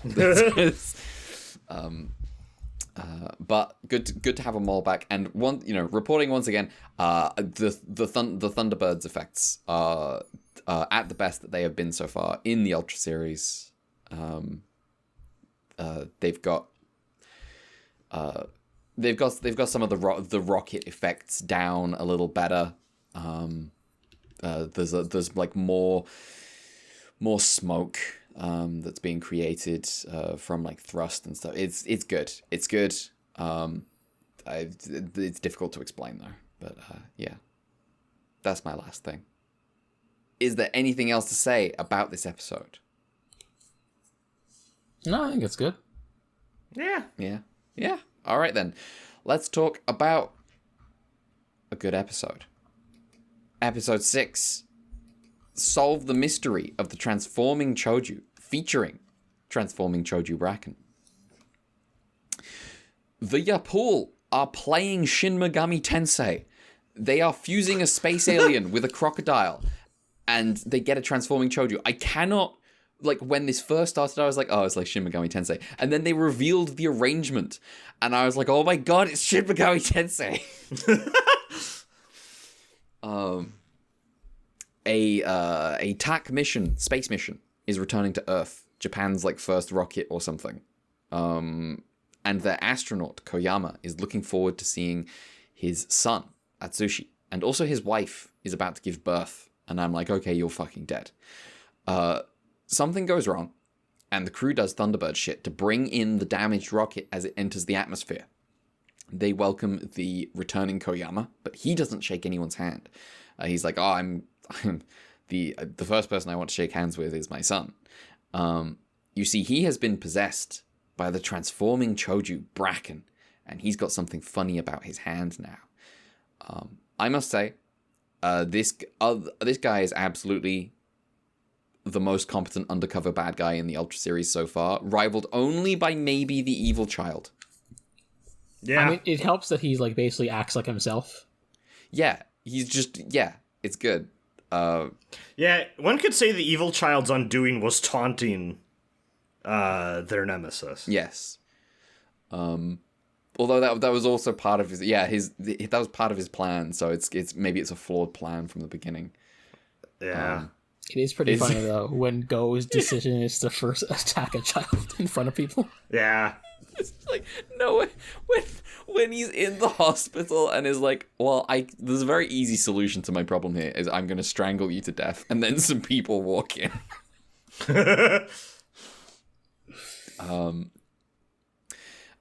Yes, he's going to get this guy Koyama. The captain wants to talk to him about a secret rocket that the crew are developing. And it's going to be at this secret base that Koyama is going to. Koyama's going to have access to it. I like how his jokes is like, "Oh, if it's a normal rocket, I'm not interested." Yeah. But this is all for tomorrow. Today, he has to head home and convince his kid he's the real deal. It's all going great until late at night, Atsushi realizes, my dad forgot to take his gloves off. And while Koyama sleeps, Atsushi takes off the gloves and sees an eye and a mouth on his dad's hand. Atsushi calls... Fucking Vampire Hunter DS hand. Yeah. Atsushi calls Tak and says, my dad is an alien. And Dante Kai is like, I don't believe you. Puts down the phone. I need the crew to start believing people sometimes. This is your undoing every week. You're just like, I just don't buy it. I don't buy that aliens exist. The next day, Hokuto follows up on this and tails the dad until I like to point out that the kid is also like still in pajamas, trying to convince his classmates who are going to school that his dad's an alien.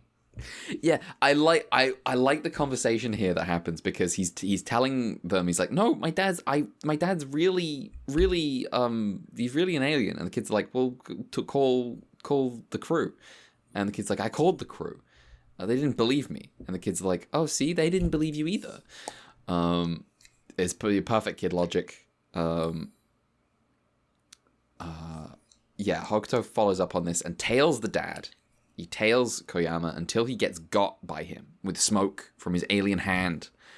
Hokuto reports to base, and the captain's like, oh shit, oh fuck, we let him into our secret development site today. He's trying to get at that rocket. The crew arrives in time to intercept, and Koyama reveals himself to be Bracken, transforming into a giant choju that then attacks Hokuto and Atsushi in like a building, like through a window. This is kind of cool. It is this attack through the window at them. First person view. Hokuto is in danger, and Minami has to get to him. She flies in and ejects so they can transform into Ace, and they fight Bracken. Ace is gonna. I think we need to mention just like one very cool some of the transformations they do in the show with a fusion, but like I think it's pretty raw that she like ejects from the plane to touch Hokuto when he's in the kaiju's hand, and they transform and the kaiju's hand blows off. Yes. I hadn't caught the hand blowing off. That's cool. Yeah, they're constantly doing like tricks with the transformation. They're having fun with it, like with how Mirror Man is always trying to find new things to reflect himself. Imagine if it was like Ultraman 66, where it's like Hokuto and Minami have to run really far away in that direction. Yeah. Hayato was always running so far. So Ace is gonna lose, but gets a message from the Ultra Brothers to be like, "What are you doing? I stand up and fight." And so Ace stands up and fights to the last, destroying Bracken. The crew finds Koyama, and his shadow reappears because apparently he didn't have a shadow until now. So there's something I kind of missed. Then he turns around. I think the writers missed it too. Oh, good. I was wondering. I didn't want to accuse, but yeah. He turns around and sees his son and is elated.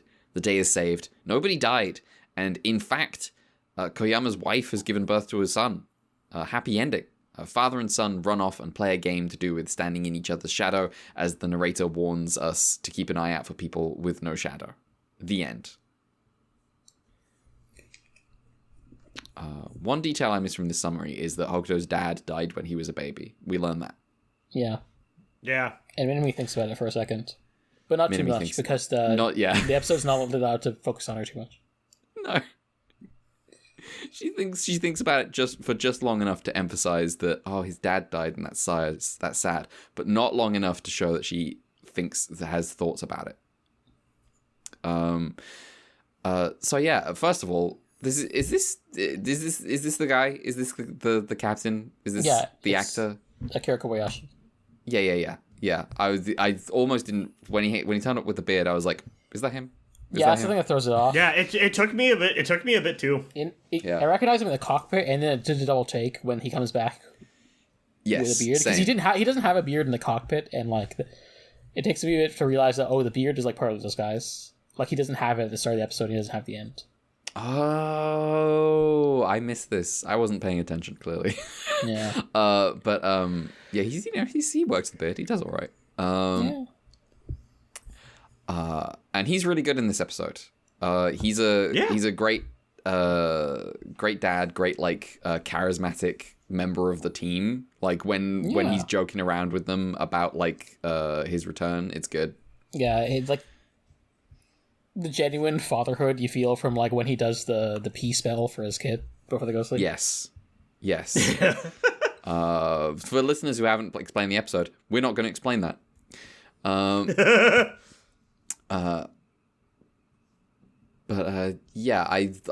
as I mentioned, I think this is a really cool undercover operative that we've had in an Ultra show. Where it's always it's usually really immediately obvious that something is wrong, and someone should do something about it. But it feels like usually it feels like someone gets possessed and they're like, "Hello, show me the secrets," and meanwhile this person just acts like himself.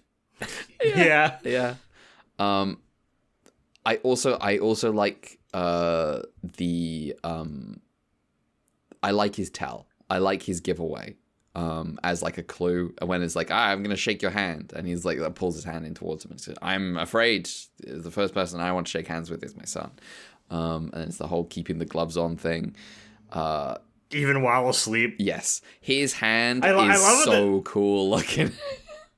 Yeah, I love when the kid's like, "Oh, you didn't take your gloves off to go to sleep." He's like, "Oh, I'll do it in the morning," or whatever the fuck he says. The most not normal response. Yeah. The hand is gnarly in a great way. Yeah, it's real gross looking. Underrated. You probably do a lot with a mouth on your hand. Excuse me.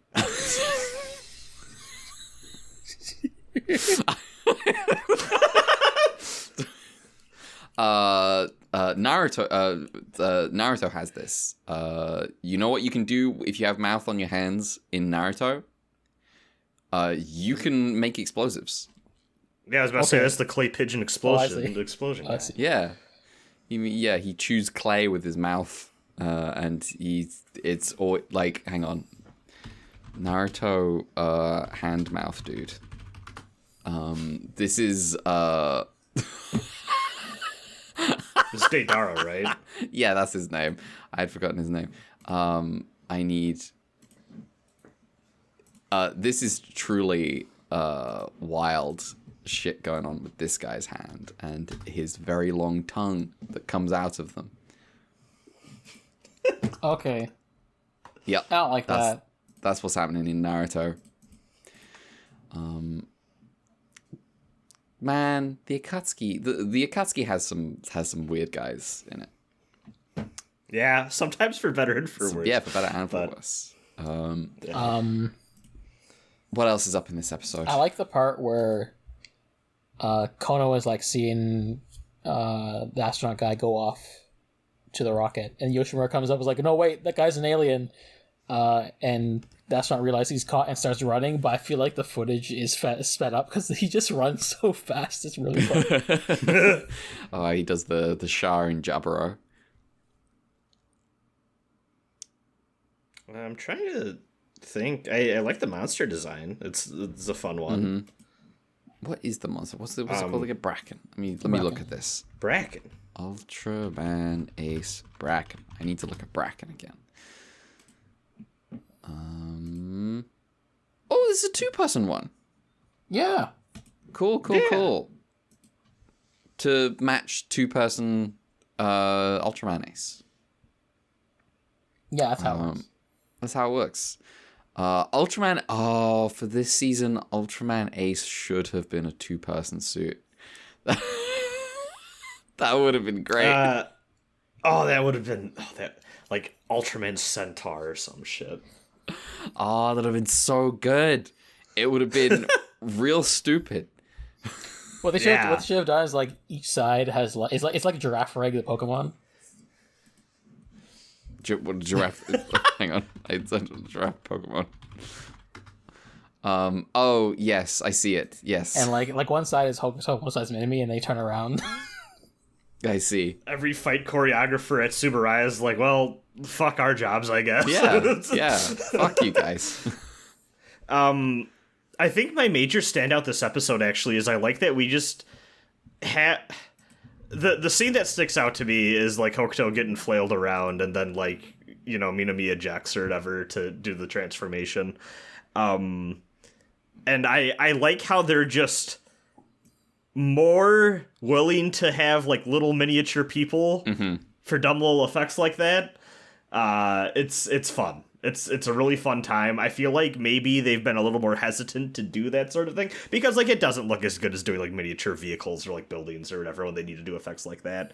But it does open up a lot more possibility for like fun and kind of more memorable sequences like that. So I'm happy they're maybe leaning into that a little bit more. This show paradoxically sometimes feels like it is more for grown-ups but also more for kids in terms of like the actual monster bash and rah-rah scenes Yes. versus like the plotting. It's so that's what I felt, because I bizarre. felt like I mentioned this yesterday when I said I watched episode 5. I felt like the first half with like the murders and stuff like that felt like, oh, this is where like the darker adult audience stuff maybe is coming in, but then when it gets to the actual superhero stuff, it feels more for kids. Yeah. It's a weird contrast we're It's the dealing duality. with. It's the duality. It's a tale of two shows in one, transformed. Okay, Soul Calibur narrator, Jesus Christ.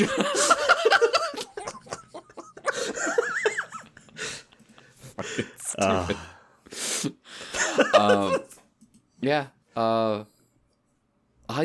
It'll be interesting to see whether the contrast gets like more distinct and where the show kind of finds like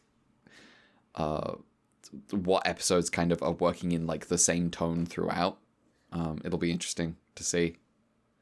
In a way, I find this show hard to talk about because it feels, and I'm excited to see where this show goes because it feels like it's being pulled in so many different directions in terms of we now have the Ultraman cinematic universe. I shouldn't say that because that sounds disparaging when like it's very clearly not doing that. I mean, it kind of is. It's trying to build it out as a world, right? Because like Man and 7 were kind of standalone, and like Return was meant to be a sequel to the original Man, and then they brought in 7, and now they're just going all in of like what is the lore of Ultraman, and like making them like a team of guys like the Avengers. So it's like it's not inaccurate to say that's what they're going for. Yeah, so like they have the sci-fi world building angle, they have the dual main character angle, they have the maybe a bit more of a serious like mature like episode to episode plot thing going on. Like there's a lot happening. They're spending a lot of plays. Yeah, and I feel like it's unsustainable, and I'm like every one of these shows that we've watched, I do feel like at the beginning it takes a little bit of time before they find what the vision is and they distill it down a little bit more. And I mean it's always going to vary episode to episode because you got different writers and directors all with their own takes on what the Ultra series is. And they are not talking to each other all the time, yeah. But, like, we do tend to get, like, Ultra 7 has a vibe to it. Return of Ultraman has a vibe to it. I am so curious to see, like, episode 15 to, like, and, like, episode 25, like... Number 15. God fucking damn it. I'm curious what we get. Shut the fuck up! Yeah.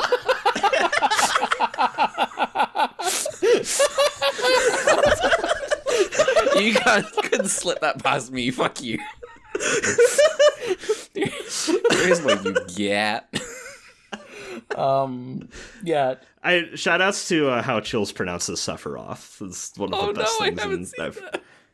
Oh, he called it Sephiroth. Oh my god, fantastic.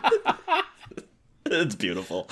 I don't remember why he was talking about JRPG villains. It was just video game villains, but it was a whole thing.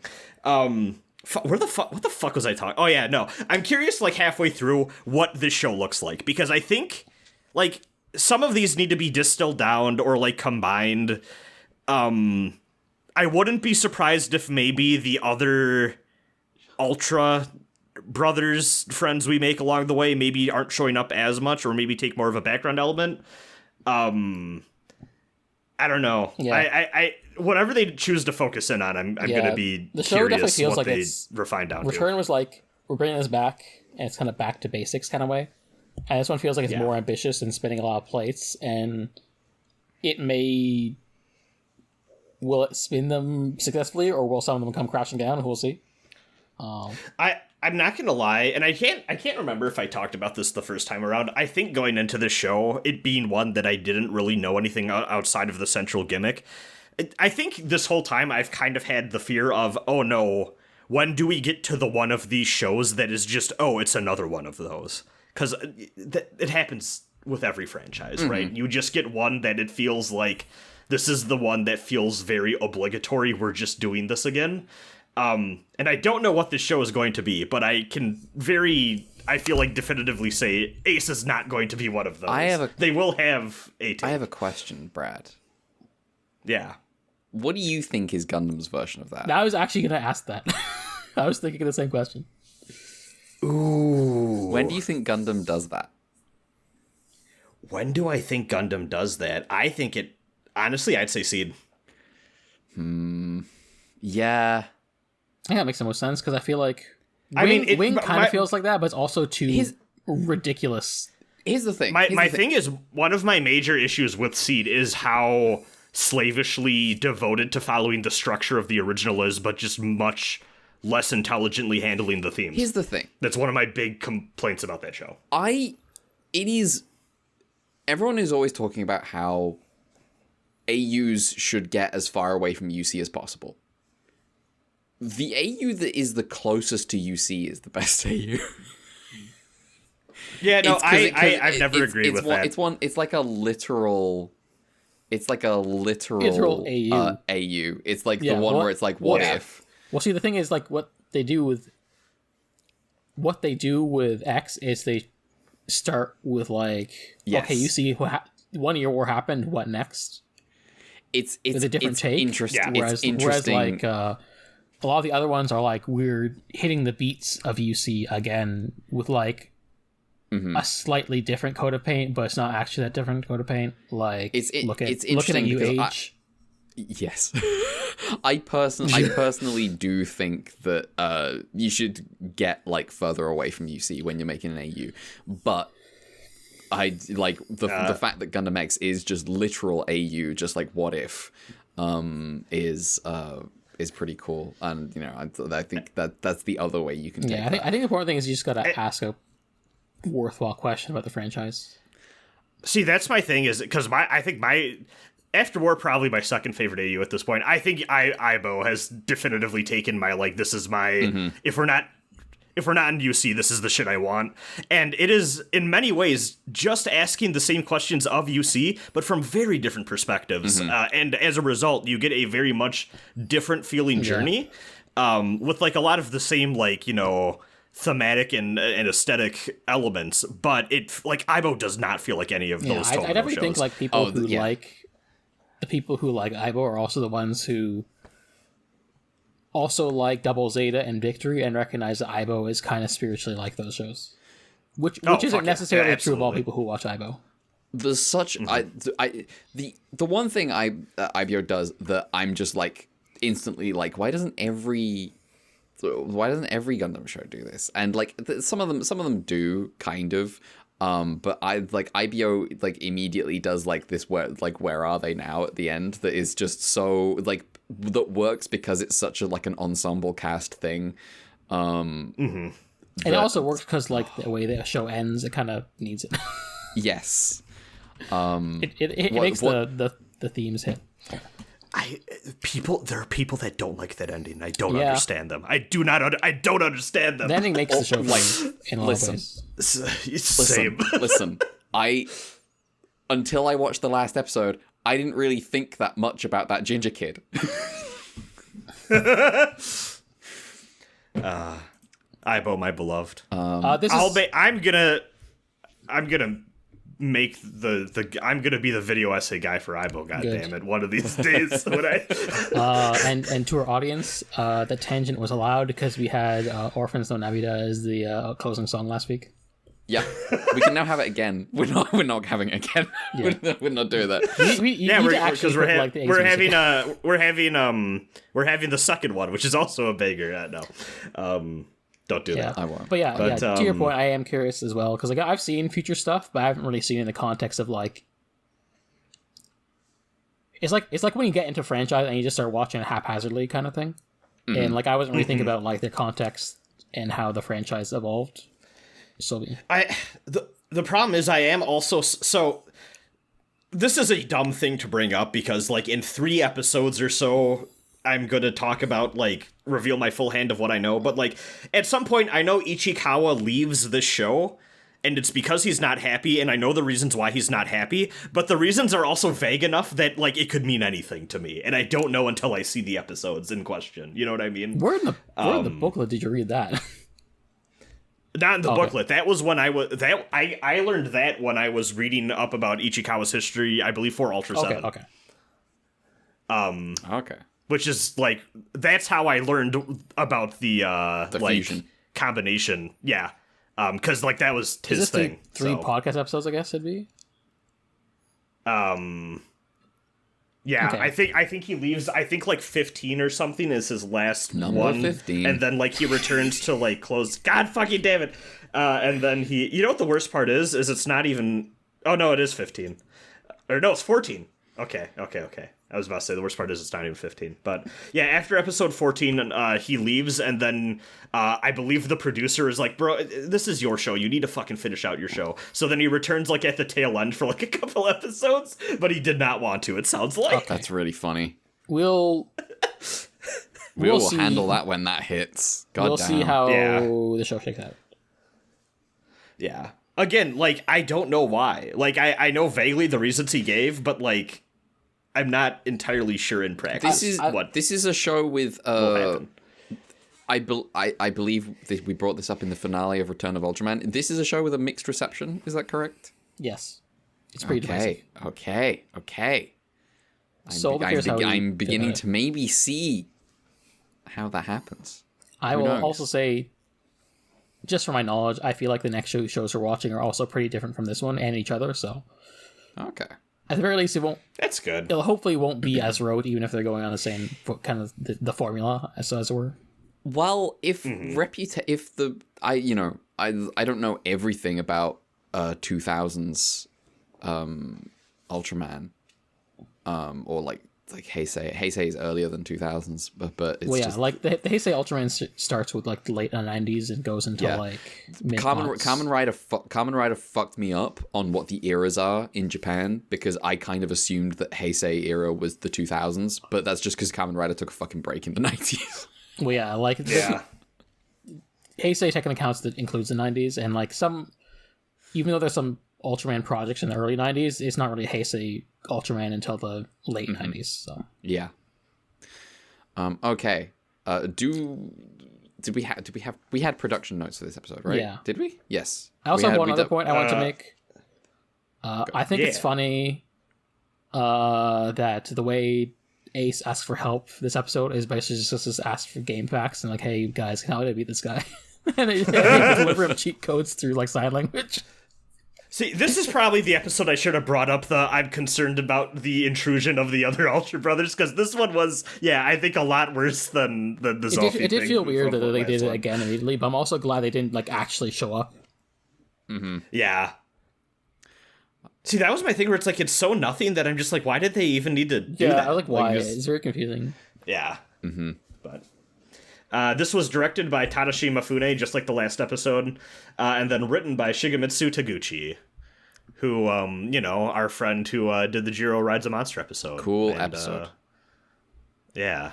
And Revenge of the Monster Lad? I forgot it's called that! He doesn't get revenge. No. He gets his legs fixed. Yeah.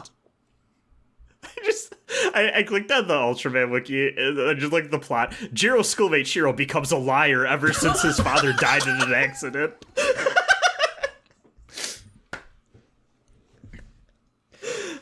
So true. So true. I'm gonna set that, make like an AMV, but it's not AMV. Set that episode to Henry Rollins. What a weird episode. Like, to be fair, to be clear, this is not me making fun of the summary. This is me going like, what the fuck were they on when they wrote this shit? Again, completely normal episode, except the boy kidnapped someone. Just once, though. It's so ridiculous. Yeah, that just kid once. is so fucking funny. We love it when children are weird in this show. Mm-hmm. Mal. Yeah. Don't have much trivia wise. I know Iguchi did the design. I haven't been mentioning the suit actor just because I remember I said it's the same guy for 12 episodes. But also, I have no idea who was in the back half of that suit either. Okay. It could be anyone. Yeah. It could be Let me you. just double check again who the name It was me. Oh, okay. I rocked up. Wait, what is it? Suit actor. Oh yeah, Toru Kawai was the one for the first 12 episodes, so. It was Skullface. Yeah. But yeah, obviously this one is based on similar principles of Paragon, and two guys in a suit, but also not want to make the one guy bend down forever. Yeah. Also, we don't get a good shot of the fucking weird shit they fuse the crocodile with, but there's the concept art I have, so. Cool. Hey, nice. Yeah.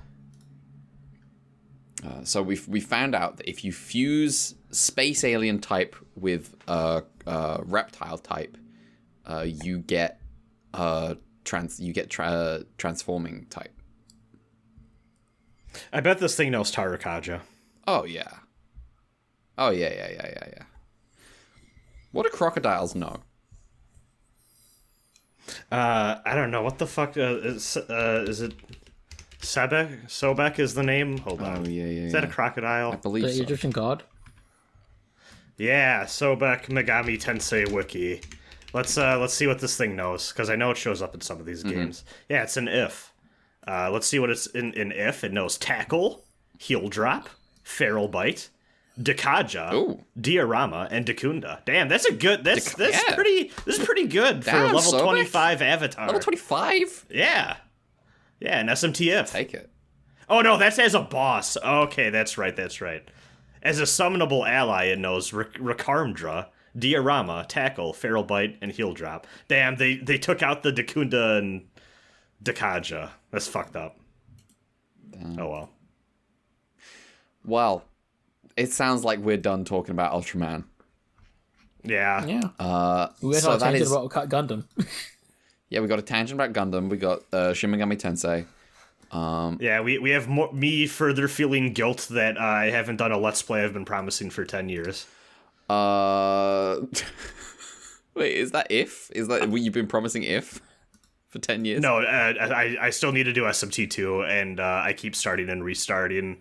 One time they updated the translation patch, and I was like, well, I can't fucking use my old shit. And then sometimes I'm just like, I just don't feel like I want to do this. Brad, I've talked to my therapist about my SMT2 Let's Brad, Play. would you like me to hurt you about this? What? Would you like me to hurt you on this subject? Yes. On account of the fact that Let's Play is never coming, I have started Shin Megami Tensei 2. I respect it. I'm having a good time. Yeah, it's a pretty good time. Yeah, I'm gonna enjoy that game. I've never beaten that game, but you know, I've liked what I've played of it. I replayed of it many times. I deliberately took all the lore. I made the game pick the lore appropriate names for me, so that I would get a bunch of lore points, and so that I will see that truly incredible ending.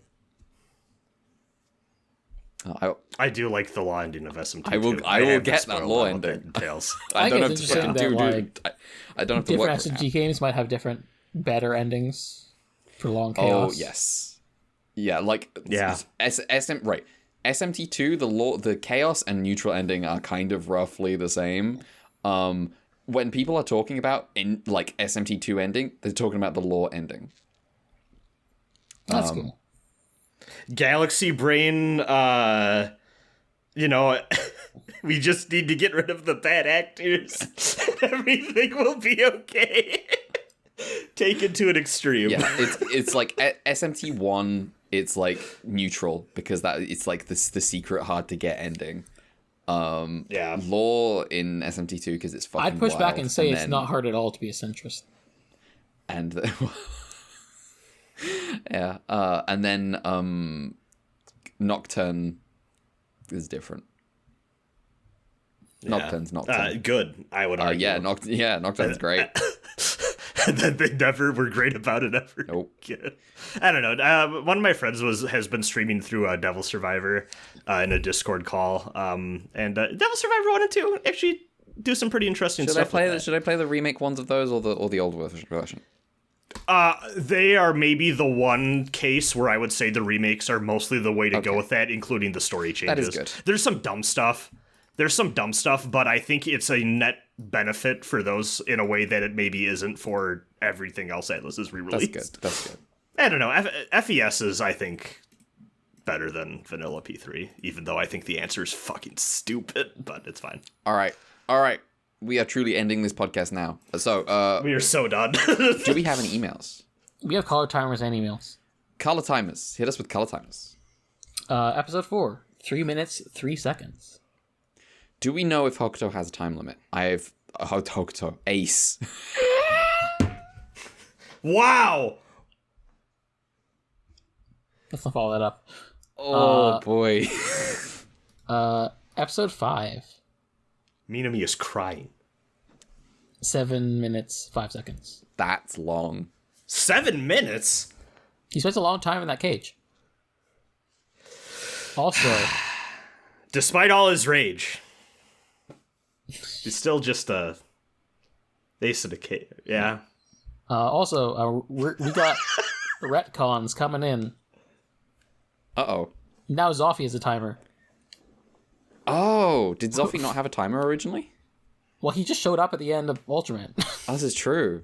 Yeah. I realized I forgot to do the timers for the Ultra guys in episode 1, which maybe I should go back and do for the bit. No.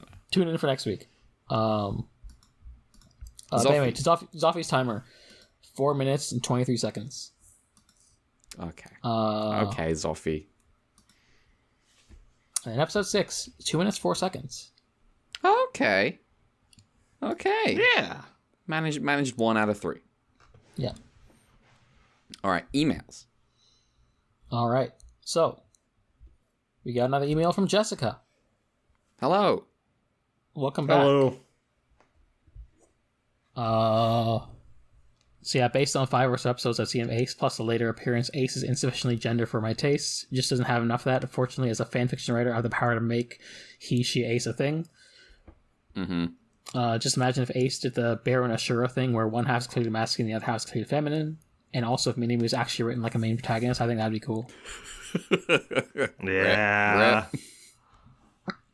For a couple points of discussion for the lore, first of all, how literal do you think the Ultra Brothers title is? And relatedly, who is the oldest brother and who is the youngest? My answer, basically on vibes, the oldest, the youngest is Zoffy. Seven's boss, Seven, Man 2, and Ace. Also, I did start listening to the podcast before I saw Pacific Rim, but I didn't care about the spoilers. Okay. So what do you guys think? Well, you know.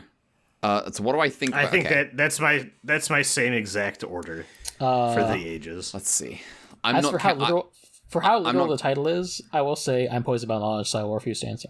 But okay, I'm not counting Ultra 7's boss. No, I'm not either. He's as far as bro thinks he's part of the team. Like no one thinks he's part of the team. He's never came up again after that one episode of Ultra 7. I'm rooting for him. I want him to come back. He did present a very like a perfect ending to a 50 episode Monster of the Week show. You fall a monster every week. You're dying. Also, you really need to change your sheets. You're sweating so much. Yeah. The Okay. Zoffy is the oldest brother. I think that's true. Ooh, no, hang on. Is Zoffy the second oldest brother? No, Zoffy is the oldest brother. Zoffy is the oldest brother. And then it's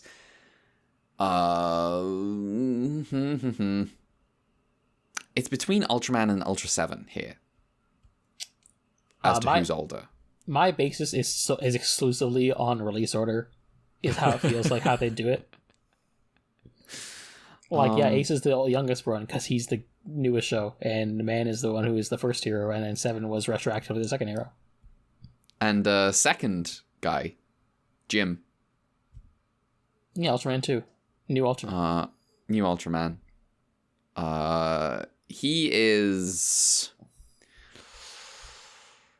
I mean, obviously between 7 and Ace. I think I'm going controversial. I'm saying that the OG Ultraman is older than Zoffy, and Zoffy is just in charge. Oh, okay, that's interesting. I think Zoffy is second oldest, and I think he's insecure about it. I feel like this would go against the traditional family values of the Land of Light.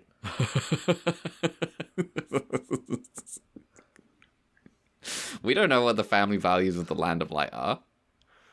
I have a pretty good idea, I think.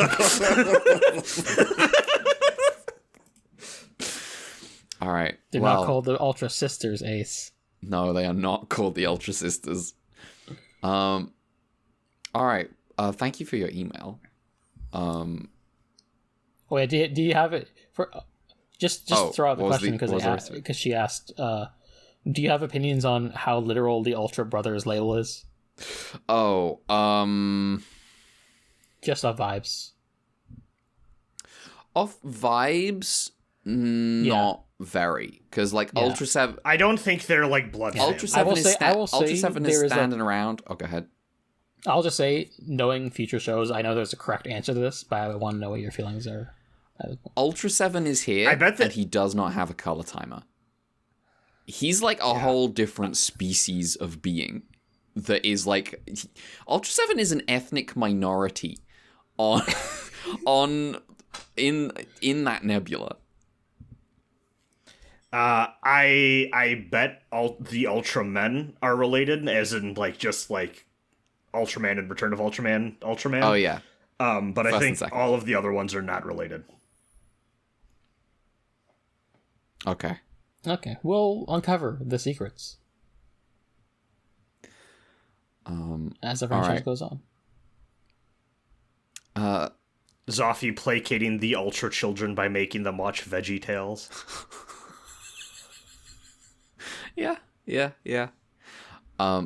Actually, that's not Catholic. I stand corrected. Never mind.